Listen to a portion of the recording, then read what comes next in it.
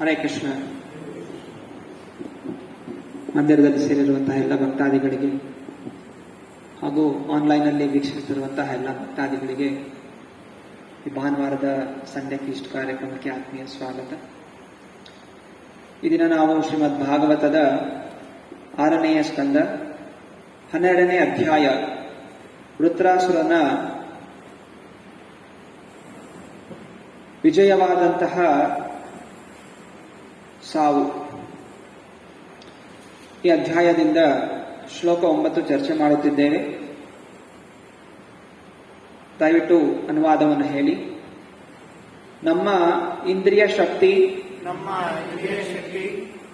ಮಾನಸಿಕ ಶಕ್ತಿ, ದೈಹಿಕ ಶಕ್ತಿ, ಜೀವಶಕ್ತಿ, ಅಮೃತತ್ವ ಹಾಗೂ ಸಾವು ಇವೆಲ್ಲವೂ ಭಗವಂತನ ಅಧೀನದಲ್ಲಿ ಅವನ ಶಕ್ತಿಗೆ ಒಳಪಡುತ್ತದೆ. ಇದನ್ನು ಗೊತ್ತಿಲ್ಲದೆ ಅನೇಕ ಮೂರ್ಖ ಜನರು ಈ ಭೌತಿಕವಾದಂತಹ ಶರೀರವೇ ಎಲ್ಲ ಕೆಲಸಗಳಿಗೆ ಕಾರಣ ಎಂದು ತಿಳಿಯುತ್ತಾರೆ.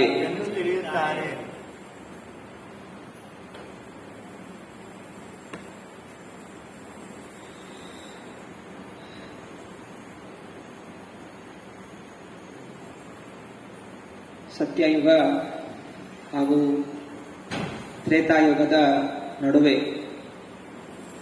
ಅಂದರೆ ಸಂಧ್ಯಾ ಸಮಯದಲ್ಲಿ, ಯುಗಗಳ ಸಂಧ್ಯಾ ಸಮಯದಲ್ಲಿ ದೇವತೆಗಳ ಮಧ್ಯೆ ಹಾಗೂ ಅಸುರರ ಮಧ್ಯೆ ಒಂದು ಮಹಾನ್ ಯುದ್ಧ ನಡೆಯುತ್ತೆ ನರ್ಮದಾ ನದಿಯ ತೀರದಲ್ಲಿ. ನರ್ಮದಾ ನದಿ ಇಲ್ಲಿ ಭಾರತ ಭೂಮಿಯಲ್ಲಿ ಹರಿತಾ ಇರುವಂತಹ ನರ್ಮದೆ ಅಲ್ಲ, ಬದಲಾಗಿ ಊರ್ಧ್ವ ಲೋಕಗಳಲ್ಲಿ ಹರಿಯುತ್ತಿರುವಂತಹ ನರ್ಮದ. ಸಪ್ತ ನದಿಗಳು ಗಂಗೆ ಚ ಯಮುನೆ ಚೈವ ಗೋದಾವರಿ ಸರಸ್ವತಿ ನರ್ಮದೆ ಸಿಂಧು ಕಾವೇರಿ, ಇದು ಕೇವಲ ಭೂಲೋಕದ ನದಿಗಳಲ್ಲ, ಇವು ಊರ್ಧ್ವ ಲೋಕಗಳಿಂದ ಹರಿತ ಭೂಲೋಕಕ್ಕೆ ಬರುತ್ತಾರೆ. ಅಂದ್ರೆ ಊರ್ಧ್ವ ಲೋಕಗಳಲ್ಲೂ ಈ ನದಿಗಳ ದರ್ಶನವನ್ನು ದೇವತೆಗಳು ಮಾಡುತ್ತಾರೆ. ಸೊ ಹೀಗೆ ಊರ್ಧ್ವ ಲೋಕದಲ್ಲಿರುವಂತಹ ನರ್ಮದೆ, ಸೊ ಆ ತೀರದಲ್ಲಿ ಒಂದು ಮಹಾನ್ ಯುದ್ಧ ನಡೆಯಿತು. ಒಂದು ಕಡೆ ಅಸುರರ ಕಡೆ ವೃತ್ರಾಸುರ ಅದರ ನಿರ್ದೇಶನ ಮಾಡುತ್ತಿದ್ದಾನೆ, ಹಾಗೂ ದೇವತೆಗಳ ಕಡೆ ಇಂದ್ರ ನಿರ್ದೇಶನ ಮಾಡ್ತಾ ಇದ್ದಾನೆ. ಈ ಮಹಾನ್ ಯುದ್ಧದ ಉಲ್ಲೇಖ ಕೇವಲ ಶ್ರೀಮದ್ ಭಾಗವತಮಲ್ಲಿ ಮಾತ್ರ ನಮಗೆ ಸಿಗುತ್ತೆ. ಈ ಯುದ್ಧದಲ್ಲಿ ಕೇವಲ ಯುದ್ಧ ಒಂದೇ ಅಲ್ಲ, ಮೊದಲಾಗಿ ಆತ್ಮ ಸಾಕ್ಷಾತ್ಕಾರ ಪಡೆಯುವಂತಹ ವಿಷಯಗಳು ಈ ಯುದ್ಧದಲ್ಲಿ ಚರ್ಚೆ ಆಗುತ್ತೆ. ಶ್ರೀಮದ್ ಭಾಗವತಂ ನಮಗೆ ಪ್ರತಿಯೊಂದು ಸನ್ನಿವೇಶದಲ್ಲಿ ಹೇಗೆ ನಮ್ಮ ಚಟುವಟಿಕೆಗಳನ್ನು ಕೃಷ್ಣನ ಪಾದಾರವಿಂದಕ್ಕೆ ಅರ್ಪಣೆ ಮಾಡಬಹುದು ಅನ್ನುವುದನ್ನು, ಆ ಗಾಢವಾದ ವಿಷಯವನ್ನು ನಮಗೆ ತಿಳಿಸುತ್ತೆ. ಯಾಕೆಂದರೆ ಇದು ನಮಗೆ ಮುಖ್ಯ. ಕೃಷ್ಣನ ಭಕ್ತಿ ಕೇವಲ ಸ್ನಾನ ಮಾಡದ ಮೇಲೆ ದೇವರ ಗುಡಿಯಲ್ಲಿ ಮಾಡೋದು ಒಂದೇ ಕೃಷ್ಣ ಭಕ್ತಿ ಅಲ್ಲ. ನಮ್ಮ ಜೀವನದ ಪ್ರತಿ ಕ್ಷಣದಲ್ಲೂ, ಎದ್ದಾಗ, ಊಟ ಮಾಡಿದಾಗ, ಓಡಾಡಿದಾಗ, ಏನೇ ಕೆಲಸ ಮಾಡುತ್ತಿದ್ದರೂ ನಿದ್ರಾವಸ್ಥೆಯಲ್ಲೂ ಕೂಡ ನಮ್ಮ ಮನಸ್ಸು ಯಾವಾಗಲೂ ಕೃಷ್ಣ ಚಿಂತನೆ ಇರಬೇಕು. ಇದೇ ಕೃಷ್ಣ ಪ್ರಜ್ಞೆ.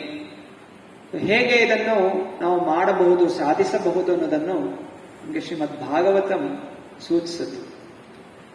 ಆದ್ದರಿಂದ ಈ ಯುದ್ಧ ಕೇವಲ ಒಂದು ರೋಮಾಂಚನ ಕೊಡುವಂತಹ ಸನ್ನಿವೇಶ ಒಂದೇ ಅಲ್ಲ, ಬದಲಾಗಿ ನಮ್ಮ ಒಳಗಿರುವಂತಹ ಕಲ್ಮಶಗಳನ್ನು ನಾಶ ಮಾಡಿ ಇಂದ್ರಿಯ ಭೋಗಿಸುವಂತಹ ಪ್ರವೃತ್ತಿಯನ್ನು ಬಿಟ್ಟು ನಾವು ಕೃಷ್ಣನ ಭಕ್ತಿಯನ್ನು ನಿಸ್ವಾರ್ಥ ನಿಷ್ಕಾಮ ಭಾವನೆಯಿಂದ ಆಚರಣೆ ಮಾಡಬೇಕು ಅನ್ನುವಂತಹ ಜ್ಞಾನ ನಮಗೆ ಈ ಸನ್ನಿವೇಶದಲ್ಲಿ ಸಿಗುತ್ತೆ. ಇಲ್ಲಿ ವೃತ್ರಾಸುರ ಈ ಶ್ಲೋಕವನ್ನು ಹೇಳ್ತಾ ಇದ್ದಾನೆ. ನಮ್ಮ ಇಂದ್ರಿಯಗಳು, ನಮ್ಮ ಎಲ್ಲ ಶಕ್ತಿ ಇದು ಭಗವಂತನ ನಿರ್ದೇಶನಕ್ಕೆ ಒಳಪಡುತ್ತೆ. ಭಗವಂತನ ನಿರ್ದೇಶನ ಇಲ್ಲದೆ ನಾವು ಏನನ್ನು ಮಾಡಲು ಸಾಧ್ಯ ಇಲ್ಲ, ಏನು ಸಾಧನೆ ಮಾಡಲಿಕ್ಕೂ ಸಾಧ್ಯ ಇಲ್ಲ. ಆದ್ದರಿಂದ ಬುದ್ಧಿವಂತನಾದಂಥವನು ಏನೂ ಮಾಡದಿದ್ದರೂ ಭಗವಂತನ ಕೃಪೆಗೋಸ್ಕರ ಪ್ರಾರ್ಥನೆ ಮಾಡ್ಕೋತಾನೆ. ಹಾಗೂ ಏನು ಸಾಧನೆ ಮಾಡಿದರೂ ಕೂಡ ಇದು ಕೃಷ್ಣನ ಕೃಪೆಯಿಂದ ಸಾಧನೆ ಆಯಿತು ಅಂತ ಆ ಯಶಸ್ಸನ್ನು ಭಗವಂತನಿಗೆ ಅರ್ಪಣೆ ಮಾಡ್ತಾನೆ. ಇದು ತುಂಬಾ ಮುಖ್ಯವಾದಂತಹದ್ದು. ಭೌತಿಕ ಜನ ನಾನ್ ಮಾಡಿದ್ದು, ನನ್ನಿಂದ ಆಯಿತು, ನನ್ನ ಬುದ್ಧಿಯಿಂದ ಆಯಿತು, ನನ್ನ ಶಕ್ತಿಯಿಂದ ಆಯಿತು, ನನ್ನ ಪ್ರಯತ್ನದಿಂದ ಆಯಿತು ಅಂತ ತಮ್ಮನ್ನು ತಾವು ಹೊಗಳ್ಕೋತಾರೆ. ಆದರೆ ಭಕ್ತನಾದಂಥವನು ಎಲ್ಲವನ್ನು ಭಗವಂತನ ಕೃಪೆಯಿಂದ ಆಗ್ತಾ ಇದೆ, ಗುರುಗಳ ಕೃಪೆಯಿಂದ ಆಗ್ತಾ ಇದೆ, ಭಕ್ತರ ಸಂಘದ ಕೃಪೆಯಿಂದ ಆಗ್ತಾ ಇದೆ ಅಂತ ಎಲ್ಲವನ್ನು ಸಮರ್ಪಣೆ ಮಾಡ್ತಾನೆ. ಈ ಸಮರ್ಪಣೆ ಭಾವನೆ ಎಲ್ಲಿ ತನಕ ನಮಗೆ ಬರೋದಿಲ್ಲ, ನಾವು ಈ ಸಂಸಾರದ ಬಿಡುಗಡೆ ಆಗೋದಿಲ್ಲ, ಸಂಸಾರದ ಕಷ್ಟಗಳಿಂದ ಬಿಡುಗಡೆ ಆಗೋದಿಲ್ಲ. ಸಂಸಾರದ ಕಷ್ಟಗಳಿಂದ ಬಿಡುಗಡೆ ಆಗಬೇಕು ಅನ್ನೋದ್ರೆ ಅದಕ್ಕೆ ಒಂದೇ ಒಂದು ಪರಿಹಾರ, ನಮ್ಮನ್ನು ಸಮರ್ಪಣೆ ಮಾಡಬೇಕು ವೈಷ್ಣವರಿಗೆ, ಗುರುಗಳಿಗೆ, ಭಗವಂತನಿಗೆ. ಇಲ್ಲಿ ವೃತ್ರಾಸುರ ಈ ಯುದ್ಧದಲ್ಲಿ ಸಾಯ್ತಾನೆ, ಇಂದ್ರ ಯುದ್ಧದಲ್ಲಿ ಗೆಲ್ತಾನೆ. ಆದರೂ ಕೂಡ ಇಂದ್ರ ಸೋಲ್ತಾನೆ, ವೃತ್ರಾಸುರ ಗೆಲ್ತಾನೆ ಜೀವನದಲ್ಲಿ. ಇದು ಬುದ್ಧಿವಂತಿಕೆಯ ಲಕ್ಷಣ. ಎಲ್ಲರೂ ಅನ್ಕೋತಾರೆ ನಾವು ಗೆದ್ರೇನೆ ನಮ್ಗೆ ಜಯ. ಅದರಲ್ಲಿ ವೃತ್ರಾಸುರನಿಗೆ ಶತ್ರು ಜಯ ಆಯಿತು. ಪ್ರತಿಯೊಂದು ಜೀವನದಲ್ಲಿ ಅನೇಕ ಉತ್ಸಾಹಭರಿತವಾದಂತಹ ಬೋಧನೆಗಳನ್ನು ಕೇಳ್ತೀವಿ. ಸೊ ಇಂಗ್ಲಿಷಲ್ಲಿ ಒಂದು ಗಾದೆ ಇದೆ, failure is a stepping stone to success ಅಂತ. ವಿಫಲವಾದಾಗ ಅದು ನಮ್ಮ ಯಶಸ್ಸಿಗೆ ಒಂದು ಮೆಟ್ಟಿಲಾಗಬೇಕು. ನಮ್ಮ ಜೀವನದಲ್ಲಿ ಏನೆಲ್ಲ ನಾವು ವೈಫಲ್ಯತೆಯನ್ನು ಕಾಣ್ತೀವಿ, ಆ ವೈಫಲ್ಯದಿಂದ ನಾವು ಉತ್ಸಾಹವನ್ನು ಕಳ್ಕೋಬಾರದು. ಆ ವೈಫಲ್ಯತೆಯಿಂದ ನಾವು ಇನ್ನೂ ಚಾಣಾಕ್ಷರಾಗಬೇಕು, ಯಶಸ್ಸಿನ ಕಡೆ ಹೋಗಬೇಕು ಅಂತ ಅದನ್ನು ಮೆಟ್ಲಾಗಿ ಮಾಡಿಕೊಂಡು ಮುನ್ನಡಿಬೇಕು. ಇಲ್ಲಿ ವೃತ್ರಾಸುರ ಇಲ್ಲೇ ತೋರಿಸ್ಕೊಡ್ತಾ ಇದ್ದಾನೆ. ಅವನ ಯುದ್ಧದಲ್ಲಿ ಸತ್ತ, ಆದರೂ ಅವನು ವಿಜಯನಾದ. ವೃತ್ರಾಸುರ ಸತ್ತ ಮೇಲೆ ಮತ್ತೆ ಪುನಃ ಅವನಿಗೆ ಜನ್ಮ ಆಗಲಿಲ್ಲ, ಬದಲಾಗಿ ಅವನು ಮರಳಿ ಭಗವಂತನ ಧಾಮಕ್ಕೆ ಹೋದ, ಅವನು ಮೋಕ್ಷವನ್ನು ಪಡೆದ. ನಾವು ಸ್ಕೂಲ್ ಕಾಲೇಜಲ್ಲಿ ಇರಬೇಕಾದ್ರೆ ಒಂದು ಫೇಮಸ್ ಫಿಲಂ ಡೈಲಾಗ್ ಇತ್ತು, ಜೋ ಹಾರ್ ಕರ್ ಜೀತಾ ಹೈ ಉಸೇ ಬಾಜಿಗರ್ कहते हैं. ಬಹುಶಃ ಈಗ ಗೊತ್ತಿಲ್ಲ, ಬಟ್ ಆ ಟೈಮಲ್ಲಿ ತುಂಬಾ ಫೇಮಸ್ ಇತ್ತು. ಸೊ ಗೆದ್ರೂ ಕೂಡ ಸೋತ್ರು ಕೂಡ ಸೋತು ಗೆಲ್ಲುವವನು ಬಾಜಿಗರ್ ಅಂತ. ಸೊ ಹಾಗೆ ಇಲ್ಲಿ ವೃತ್ರಾಸುರ ಇಂದ್ರನಿಗೆ ಹೇಳ್ತಾನೆ, ನನ್ನ ಸಾಯಿಸು, ನಿನ್ನ ಕೈಯಲ್ಲಿ ವಜ್ರಾಯುಧ ಇದೆ, ನನ್ನ ಸಾಯಿಸು ಅಂತ ಇಂದ್ರನಿಗೆ ಹೇಳ್ತಾನೆ. ಆದ್ರೆ ಆ ಸಾವಿನಲ್ಲಿ ವೃತ್ರಾಸುರನ ಜಯ ಇತ್ತು. ಅರೆ ಇಂದ್ರನಿಗೆ ಅವನ ಜಯ ಇದ್ರು ಅವನ ಸೋಲಿತ್ತು. ಇದು ಇಂದ್ರನಿಗೆ ಗೊತ್ತಾಗಲಿಲ್ಲ. ಯಾಕಂದ್ರೆ ಇಂದ್ರ ತನ್ನ ಇಂದ್ರಿಯ ಭೋಗಿಸ್ಬೇಕು ಅಂತ ಚಿಂತನೆಯಲ್ಲಿದ್ದ. ಅದೇ ವೃತ್ರಾಸುರ ಭಗವಂತನ ಸೇವೆಯಲ್ಲಿರಬೇಕು ಅನ್ನೋ ಚಿಂತನೆಯಲ್ಲಿದ್ದ. ಅಂದ ಇಂದ್ರ ವಿಜಯವಾದ್ರೂ ಕೂಡ ಅವನಿಗೆ ಸಿಕ್ಕಿದ್ದೇನು, ಮತ್ತೆ ಪುನಃ ಅವನಿಗೆ ಸ್ವರ್ಗಲೋಕದ ರಾಜನಾಗುವಂತಹ ಸ್ಥಾನ ಸಿಕ್ತು. ಆದರೆ ಅವನಿಗೆ ಜನ್ಮ, ಮೃತ್ಯು, ಜರ, ವ್ಯಾಧಿಯಿಂದ ಮುಕ್ತಿ ಸಿಗಲಿಲ್ಲ. ವೃತ್ರಾಸುರ ತುರಂತವಾಗಿ ಅವನು ಮೋಕ್ಷವನ್ನು ಪಡೆದ, ಮರಳಿ ಭಗವಂತನ ಧಾಮಕ್ಕೆ ಹೋದ. ಸನಾತನವಾದಂತಹ ಸಂತೋಷವನ್ನು, ವೈಕುಂಠ ಲೋಕವನ್ನು ಹಾಗೂ ಭಗವಂತನ ಸೇವೆಯನ್ನು ಪ್ರಾಪ್ತಿಯಾದ. ಇದು ಜಯ. ಹೀಗೆ ನಮಗೆ ಶಾಸ್ತ್ರಗಳು ಹಾಗೂ ಮುಖ್ಯವಾಗಿ ಶ್ರೀಮದ್ ಭಾಗವತಂ ನಮಗೆ ಬಾರಿ ಬಾರಿ ಸೂಚಿಸುತ್ತೆ, ನಮ್ಮ ಅಹಂಕಾರವನ್ನು ಬಿಡಬೇಕು, ಇಂದ್ರಿಯ ಭೋಗಿಸುವಂತಹ ವಿಚಾರವನ್ನು ಬಿಡಬೇಕು. ನಾನು ಈ ದೇಹಕ್ಕೆ ಬಂದ ಸಂಬಂಧಗಳು, ವಿಚಾರಗಳು, ವಸ್ತುಗಳು, ಇದರ ಮೇಲಿರುವಂತಹ ಆಸೆಯನ್ನು ಸಂಪೂರ್ಣವಾಗಿ ತ್ಯಾಗ ಮಾಡಬೇಕು. ಸ್ವಲ್ಪನೂ ಇರಬಾರದು, ಸಂಪೂರ್ಣವಾಗಿ ತ್ಯಾಗ ಮಾಡಬೇಕು. ಸಂಪೂರ್ಣವಾಗಿ ನಾವು ಭಗವಂತನ ಪ್ರೀತಿಗೋಸ್ಕರ ಪ್ರಯತ್ನವನ್ನು ಮಾಡಬೇಕು. ಭಗವದ್ಗೀತೆಯ 2ನೇ ಅಧ್ಯಾಯದ 41ನೇ ಶ್ಲೋಕದಲ್ಲಿ ಕೃಷ್ಣ ಪರಮಾತ್ಮ ಹೇಳ್ತಾನೆ, ವ್ಯವಸಾಯಾತ್ಮಿಕ ಬುದ್ಧಿ ಏಕೇಹ ಕುರು ನಂದನ. ಸೊ ಯಾರಿಗೆ ಕೃಷ್ಣ ಭಕ್ತಿಯನ್ನು ಆಚರಣೆ ಮಾಡಬೇಕು ಅವ್ರಿಗೆ ಒಂದೇ ಒಂದು ಬುದ್ಧಿ, ಅವರ ಏಕಾಗ್ರತೆ ಶಕ್ತಿ ಒಂದೇ ಕಡೆ ಇರುತ್ತೆ, ಹಲವು ಕಡೆ ಹೋಗೋದಿಲ್ಲ. ಒಂದೇ ಒಂದು ಚಿಂತನೆ, ಕೃಷ್ಣನ ಪ್ರೀತಿ, ಕೃಷ್ಣನ ಸಂತೋಷ, ಇದಕ್ಕೋಸ್ಕರ ನಾನು ಕೆಲಸ ಮಾಡಬೇಕು. ನನಗೆ ಕಷ್ಟ ಇರಲಿ, ಸುಖ ಇರಲಿ, ಇದಿಲ್ಲ. ಕೃಷ್ಣ ನನ್ನಿಂದ ತೃಪ್ತನಾಗಬೇಕು, ಗುರುಗಳು ನಮ್ಮಿಂದ ತೃಪ್ತರಾಗಬೇಕು. ಅದಕ್ಕಿಂತ ಅದರಿಂದ ಕಾಯ ವಾಚ ಮನ ಅದರಲ್ಲಿ ಸಂಪೂರ್ಣವಾಗಿ ಮುಳುಗಬೇಕು ಅನ್ನೋದು ವ್ಯವಸಾಯಾತ್ಮಿಕ ಬುದ್ಧಿ. ಅಂದರೆ ಭೌತಿಕ ಜನರಿಗೆ ವ್ಯವಸಾಯ ಬುದ್ಧಿ. ವ್ಯವಸಾಯ ಅಂದ್ರೆ ಬಿಸ್ನೆಸ್. ಸೊ ಬಿಸ್ನೆಸ್ ಅಲ್ಲಿ ಏನು, ನಾನು ಸ್ವಲ್ಪ ಖರ್ಚು ಮಾಡಬೇಕು, ಆದರೆ 10 ಪಟ್ಟು 100 ಪಟ್ಟು ಜಾಸ್ತಿ ನನಗೆ ಲಾಭ ಸಿಗಬೇಕು. ಇದು ವ್ಯವಸಾಯ ಬುದ್ಧಿ. ಅನೇಕ ಜನ ಇದಕ್ಕೋಸ್ಕರ ಪ್ರಯತ್ನ ಮಾಡೋದು. ಮಂದಿರಕ್ಕೆ ಬಂದರೂ ಕೂಡ ಭಗವಂತನಿಗೆ ಒಂದು ಸ್ವಲ್ಪ ಹುಂಡಿಯಲ್ಲಿ ಹಾಕೋದು, 10 ರೂಪಾಯಿ ಹಾಕೋದು, ಭಗವಂತ ನನಗೆ 1 ಕೋಟಿ ರೂಪಾಯಿ ಸಿಗಬೇಕು ಅಂತ ಪ್ರಾರ್ಥನೆ ಮಾಡೋದು. ನನಗೆ ಕೀರ್ತಿ ಸಿಗಬೇಕು, ಯಶಸ್ಸು ಸಿಗಬೇಕು, ಗುಣಗಾನ ಆಗಬೇಕು, ನಾನಾ ರೀತಿಯಲ್ಲಿ ಚಿರ್ತನೆ. ಅರ್ಥಾರ್ಥಿ, ಕಷ್ಟಗಳಿಂದ ಹೋಗಬೇಕು, ಕಷ್ಟಗಳಿಂದ ಪಾರಾಗಬೇಕು, ನನಗೆ ಐಶ್ವರ್ಯ ಸಿಗಬೇಕು, ಶಕ್ತಿ ಸಿಗಬೇಕು, ಹೆಂಡತಿ ಬೇಕು, ಮಕ್ಕಳು ಬೇಕು, ಕೆಲಸ ಬೇಕು. ಹೀಗೆ ನಾನಾ ರೀತಿಯ ವಿಚಾರಗಳನ್ನು ಮನಸ್ಸಲ್ಲಿ ಇಟ್ಕೊಂಡು ಭಗವಂತನ ಜೊತೆ ವ್ಯಾಪಾರ ಮಾಡ್ಲಿಕ್ಕೆ ಬರ್ತಾರೆ. ವ್ಯವಸಾಯ ಬುದ್ಧಿ. ಆದರೆ ಈ ವ್ಯವಸಾಯ ಬುದ್ಧಿ ನಮಗೆ ತಾತ್ಕಾಲಿಕವಾಗಿ ಕೆಲವೊಮ್ಮೆ ಫಲಗಳು ಕೊಟ್ಟರೂ ಅದು ಅಂತಿಮವಾಗಿ ನಮಗೆ ವಿನಾಶವನ್ನೇ ಉಂಟು ಮಾಡುತ್ತೆ. ಆದ್ದರಿಂದ ನಾವು ಇಂದ್ರನ ಹಾಗೆ ವ್ಯವಸಾಯ ಬುದ್ಧಿ ಇರಬಾರದು. ಬದಲಾಗಿ ವೃತ್ರಾಸುರನ ಹಾಗೆ ತನ್ನನ್ನು ತ್ಯಾಗ ಮಾಡಿ ಕೂಡ ಅವನು ಭಗವಂತನ ಪ್ರೀತಿಗೆ ಒಳಗಾಗಬೇಕು. ಈ ಗುಣವನ್ನು ನಾವು ಬೆಳೆಸ್ಕೋಬೇಕು. ರಾಮಾಯಣದಲ್ಲೂ ಈ ರೀತಿ ಅನೇಕ ಕಥೆಗಳು ನಮಗೆ ತಿಳಿದು ಬರುತ್ತೆ. ವಿಶ್ವಾಮಿತ್ರ ಮುನಿಗಳ ಸನ್ನಿವೇಶ ಇಲ್ಲಿ ಸೂಕ್ತವಾಗುತ್ತೆ. ವಿಶ್ವಾಮಿತ್ರ ಮೊದಲು ಅವನೊಬ್ಬ ರಾಜನಾಗಿದ್ದ, ಕೌಶಿಕ ಅಂತ. ಕೌಶಿಕ ರಾಜ ತುಂಬಾ ಶಕ್ತಿಶಾಲಿಯಾಗಿದ್ದ. ಒಂದು ದಿವಸ ತನ್ನ ಸೈನ್ಯದೊಂದಿಗೆ ವನಕ್ಕೆ ಬೇಟೆಯಾಡ್ಲಿಕ್ಕೆ ಹೋಗ್ತಾ ಹೋಗ್ತಾ ತುಂಬಾ ಏನೋ ಹಸಿವಾಗುತ್ತೆ, ಕಾಡಲ್ಲಿ ಏನು ಸಿಗೋದಿಲ್ಲ. ಹೋಗ್ತಾ ಇದ್ದ ಹಾಗೆ ಅಲ್ಲಿ ವಶಿಷ್ಠ ಮುನಿಗಳ ಆಶ್ರಮಕ್ಕೆ ಬರ್ತಾರೆ. ಸೊ ವಶಿಷ್ಠ ಮುನಿಗಳ ಆಶ್ರಮ ನೋಡಿ ಕೌಶಿಕ ಅನ್ಕೋತಾನೆ, ಸೊ ಈ ಆಶ್ರಮದಲ್ಲಿ ನಮ್ಮಂತ ಇಷ್ಟು ದೊಡ್ಡ ಸೈನ್ಯ ಇದೆ, ಇವರಿಗೆಲ್ಲ ಏನ್ ಸಿಗುತ್ತೆ ಅಂತ ವಿಚಾರ ಮಾಡ್ತಾ ಇರ್ತಾರೆ. ಅಂದ್ರೆ ವಶಿಷ್ಠ ಮುನಿಗಳು ತುಂಬಾ ಖುಷಿಯಿಂದ ಸಂತೋಷದಿಂದ ರಾಜ ಬಂದಿದ್ದಾನೆ ಅಂತ ಹೇಳಿ ರಾಜಸೇನೆ ಎಲ್ಲರನ್ನೂ ತನ್ನ ಆಶ್ರಮಕ್ಕೆ ಸ್ವಾಗತ ಮಾಡ್ತಾನೆ. ಹಾಗೂ ಎಲ್ಲರಿಗೂ ದೊಡ್ಡ ಭೋಜನೆಯನ್ನು ಅವನು ಆಯೋಜಿಸ್ತಾನೆ.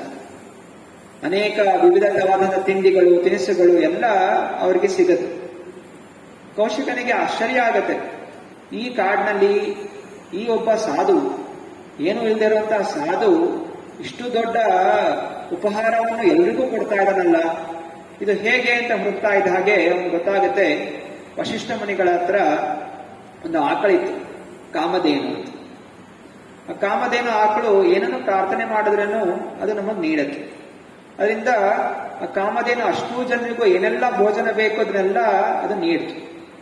ಆ ಕೌಶಿಕನಿಗೆ ಅಸೂಯೆ ಬರುತ್ತೆ. ನಾನು ದೇಶದ ರಾಜನಾಗಿನೇ ನನ್ನ ಹತ್ರ ಇದಿಲ್ಲ, ಈ ಕಾಡಲ್ಲಿರುವಂತಹ ಈ ಏನಪ್ಪ ಸಾಧು ಅಥವಾ ಈ ಏನೂ ಇಲ್ಲದೆ ಇರುವಂತಹ ಈ ವ್ಯಕ್ತಿಗೆ ಇಂತಹ ಒಂದು ಐಶ್ವರ್ಯ ಇದೆಯಲ್ಲ, ಇದು ಇವನ ಹತ್ರ ಇರಬಾರ್ದು, ಇದು ನನ್ನ ಹತ್ರ ಇರಬೇಕು ಅಂತ ಹೇಳಿ ಆಕಳನ್ನು ಕೊಡು ಅಂತ ಕೇಳ್ತಾನೆ. ವಶಿಷ್ಠ ಮುನಿ ಹೇಳ್ತಾರೆ, ಇದು ದಿವ್ಯವಾದಂತಹ ಆಕಳು, ತಪಸ್ಯ ಬಲದಿಂದ ಸಿಕ್ಕಿರುವಂಥದ್ದು. ನಾವಿಲ್ಲಿ ಪೂಜೆ ಮಾಡಲಿಕ್ಕೆ, ಭಗವಂತನಿಗೆ ಯಜ್ಞ ಮಾಡಲಿಕ್ಕೆ ಇದನ್ನು ಉಪಯೋಗಿಸ್ತೀವಿ. ಅಂದ್ರೆ ಕೌಶಿಕ ಹೇಳ್ತಾನೆ, ಇಲ್ಲ ನಾನು ಎಳ್ಕೊಂಡು ಹೋಗ್ತೀನಿ ಅಂತ ಆ ಕಾಮಧೇನು ಎಳ್ಕೊಂಡು ಹೋಗ್ಲಿಕ್ಕೆ ಪ್ರಯತ್ನ ಮಾಡ್ತಾನೆ. ಅರೆ ಕಾಮಧೇನು ಅದು ಆ ಸೈನ್ಯವನ್ನೇ ಸೃಷ್ಟಿ ಮಾಡುತ್ತೆ. ಕೇವಲ ಭೋಜನ ಕೊಡೋದು ಒಂದೇ ಅಲ್ಲ ಆಕಳೋದು. ಕಾಮಧೇನು ಒಂದು ದೊಡ್ಡ ಸೈನ್ಯವನ್ನೇ ಸೃಷ್ಟಿ ಮಾಡಿ ಆ ಕೌಶಿಕನ ಎಲ್ಲಾ ಸೈನ್ಯವನ್ನು ಸೋಲ್ಸುತ್ತೆ. ಆಗ ಕೌಶಿಕನಿಗೆ ತುಂಬಾ ಅವಮಾನ ಆಗ್ಬಿಡುತ್ತೆ. ಒಬ್ಬ ಸನ್ಯಾಸಿಯಿಂದ ನನ್ನಂತ ಬಲಿಷ್ಠ ಒಂದು ಕ್ಷತ್ರಿಯ ಸೋತದ, ಇದು ಅವನಿಗೆ ತಡ್ಕೊಳಕ್ ಆಗ್ಲಿಲ್ಲ. ವಾಪಸ್ ಹೋಗ್ತಾನೆ. ಆದರೂ ದ್ವೇಷ ಭಾವನೆಯಿಂದ ಶಿವನಿಗೆ ತಪಸ್ಸೆ ಮಾಡ್ತಾನೆ. ಶಿವನಿಗೆ ತಪಸ್ಸೆ ಮಾಡಿ ಅನೇಕ ವರ್ಷಗಳ ನಂತರ ಅನೇಕ ಅಸ್ತ್ರಶಸ್ತ್ರಗಳನ್ನು ಪಡ್ಕೊಂಡು ಮತ್ತೆ ತಿರ್ಗಾ ದಾಳಿ ಮಾಡ್ತಾನೆ ವಶಿಷ್ಠ ಮುನಿಗಳ ಆಶ್ರಮದ ಮೇಲೆ. ಆದರೆ ಎಲ್ಲ ಅಸ್ತ್ರಗಳ ಪ್ರಯೋಗ ಮಾಡಿದ್ರು ಕೂಡ ವಶಿಷ್ಠ ಮುನಿಗಳಿಗೆ ಏನೂ ಮಾಡ್ಲಿಕ್ಕೆ ಆಗೋದಿಲ್ಲ. ಅಂದರೆ ವಶಿಷ್ಠ ಮುನಿ ತಮ್ಮ ಬ್ರಹ್ಮ ತೇಜಸ್ಸಿನಿಂದ ಆ ಕೌಶಿಕನನ್ನು ಮತ್ತೆ ಪುನಃ ಸೋಲಿಸ್ಬಿಡ್ತಾರೆ. ಸೊ ಬ್ರಾಹ್ಮಣನ ಒಂದು ಶಕ್ತಿ ಅಷ್ಟು. ಸೊ ಬ್ರಾಹ್ಮಣ ಯಾವಾಗಲೂ ಭಗವಂತನ ಚಿಂತನೆ ಇರೋ ಕಾರಣ, ಭಗವಂತನ ಸೇವೆ ಇರೋ ಕಾರಣ ಬ್ರಾಹ್ಮಣರ ರಕ್ಷಣೆ ಸ್ವಯಂ ಭಗವಂತ ಮಾಡ್ತಾನೆ. ಆದ್ರಿಂದ ಬ್ರಾಹ್ಮಣ ಯಾಕೆ ಭಗವಂತನಿಗೆ ಪ್ರಿಯರು? ಯಾಕೆಂತ ಹೇಳಿದ್ರೆ ಅವರ ಒಂದೇ ಒಂದು ಕೆಲಸ, ವ್ಯವಸಾಯಾತ್ಮಿಕ ಬುದ್ಧಿ, ಕೃಷ್ಣನ ತೃಪ್ತಿ. ಯಾರು ಕೃಷ್ಣನ ತೃಪ್ತಿಗೋಸ್ಕರ ಸದಾ ಇರ್ತಾರೆ ಅಂತಹ ವ್ಯಕ್ತಿಯನ್ನು ಭಗವಂತ ಸದಾ ರಕ್ಷಣೆಯನ್ನು ಮಾಡ್ತಾನೆ. ಮತ್ತೆ ಕೌಶಿಕ ವಾಪಸ್ ಬರ್ತಾನೆ. ತಿರ್ಗಾ ಅವನಿಗೆ ತಡ್ಕೊಳಕ್ ಆಗೋದಿಲ್ಲ. ಹೇಗಾದ್ರೂ ಮಾಡಿ ಈ ವ್ಯಕ್ತಿಗಿಂತ ನಾನು ಬಲಿಷ್ಠನಾಗಬೇಕು, ಅದರಿಂದ ನಾನು ಬ್ರಾಹ್ಮಣ ಆಗ್ತೀನಿ ಅಂತ ಅವನು ತಪಸ್ಸೆ ಮಾಡ್ಲಿಕ್ಕೆ ಹೋಗ್ತಾನೆ. ನಾನು ಕ್ಷತ್ರಿಯ ಬೇಡ, ನಾನು ಅವನ ಹಾಗೆ ಬ್ರಾಹ್ಮಣ ಆಗ್ಬೇಕು, ಅಂದ್ರೆ ಶಕ್ತಿ ಪಡಿಬೇಕು. ಸೊ ಇವನಿಗಿಂತ ವಶಿಷ್ಠ ಮುನಿಗಳಿಗಿಂತ ಶಕ್ತಿವಂತನಾಗಬೇಕು ಅನ್ನೋ ಚಿಂತನೆಯಿಂದ ಮತ್ತೆ ಪುನಃ ತಪಸ್ಸೆ ಮಾಡ್ತಾನೆ. ಸೊ ಈಗ ತಪಸ್ಸೆ ಮಾಡಿ ಬ್ರಹ್ಮನನ್ನು ತೃಪ್ತಿಪಡಿಸಲಿಕ್ಕೆ ಪ್ರಯತ್ನ ಮಾಡ್ತಾನೆ. ಹೀಗೆ ಎಷ್ಟೋ ಸಾವಿರ ವರ್ಷ ಅವನು ತಪಸ್ಸೆ ಮಾಡ್ತಾನೆ.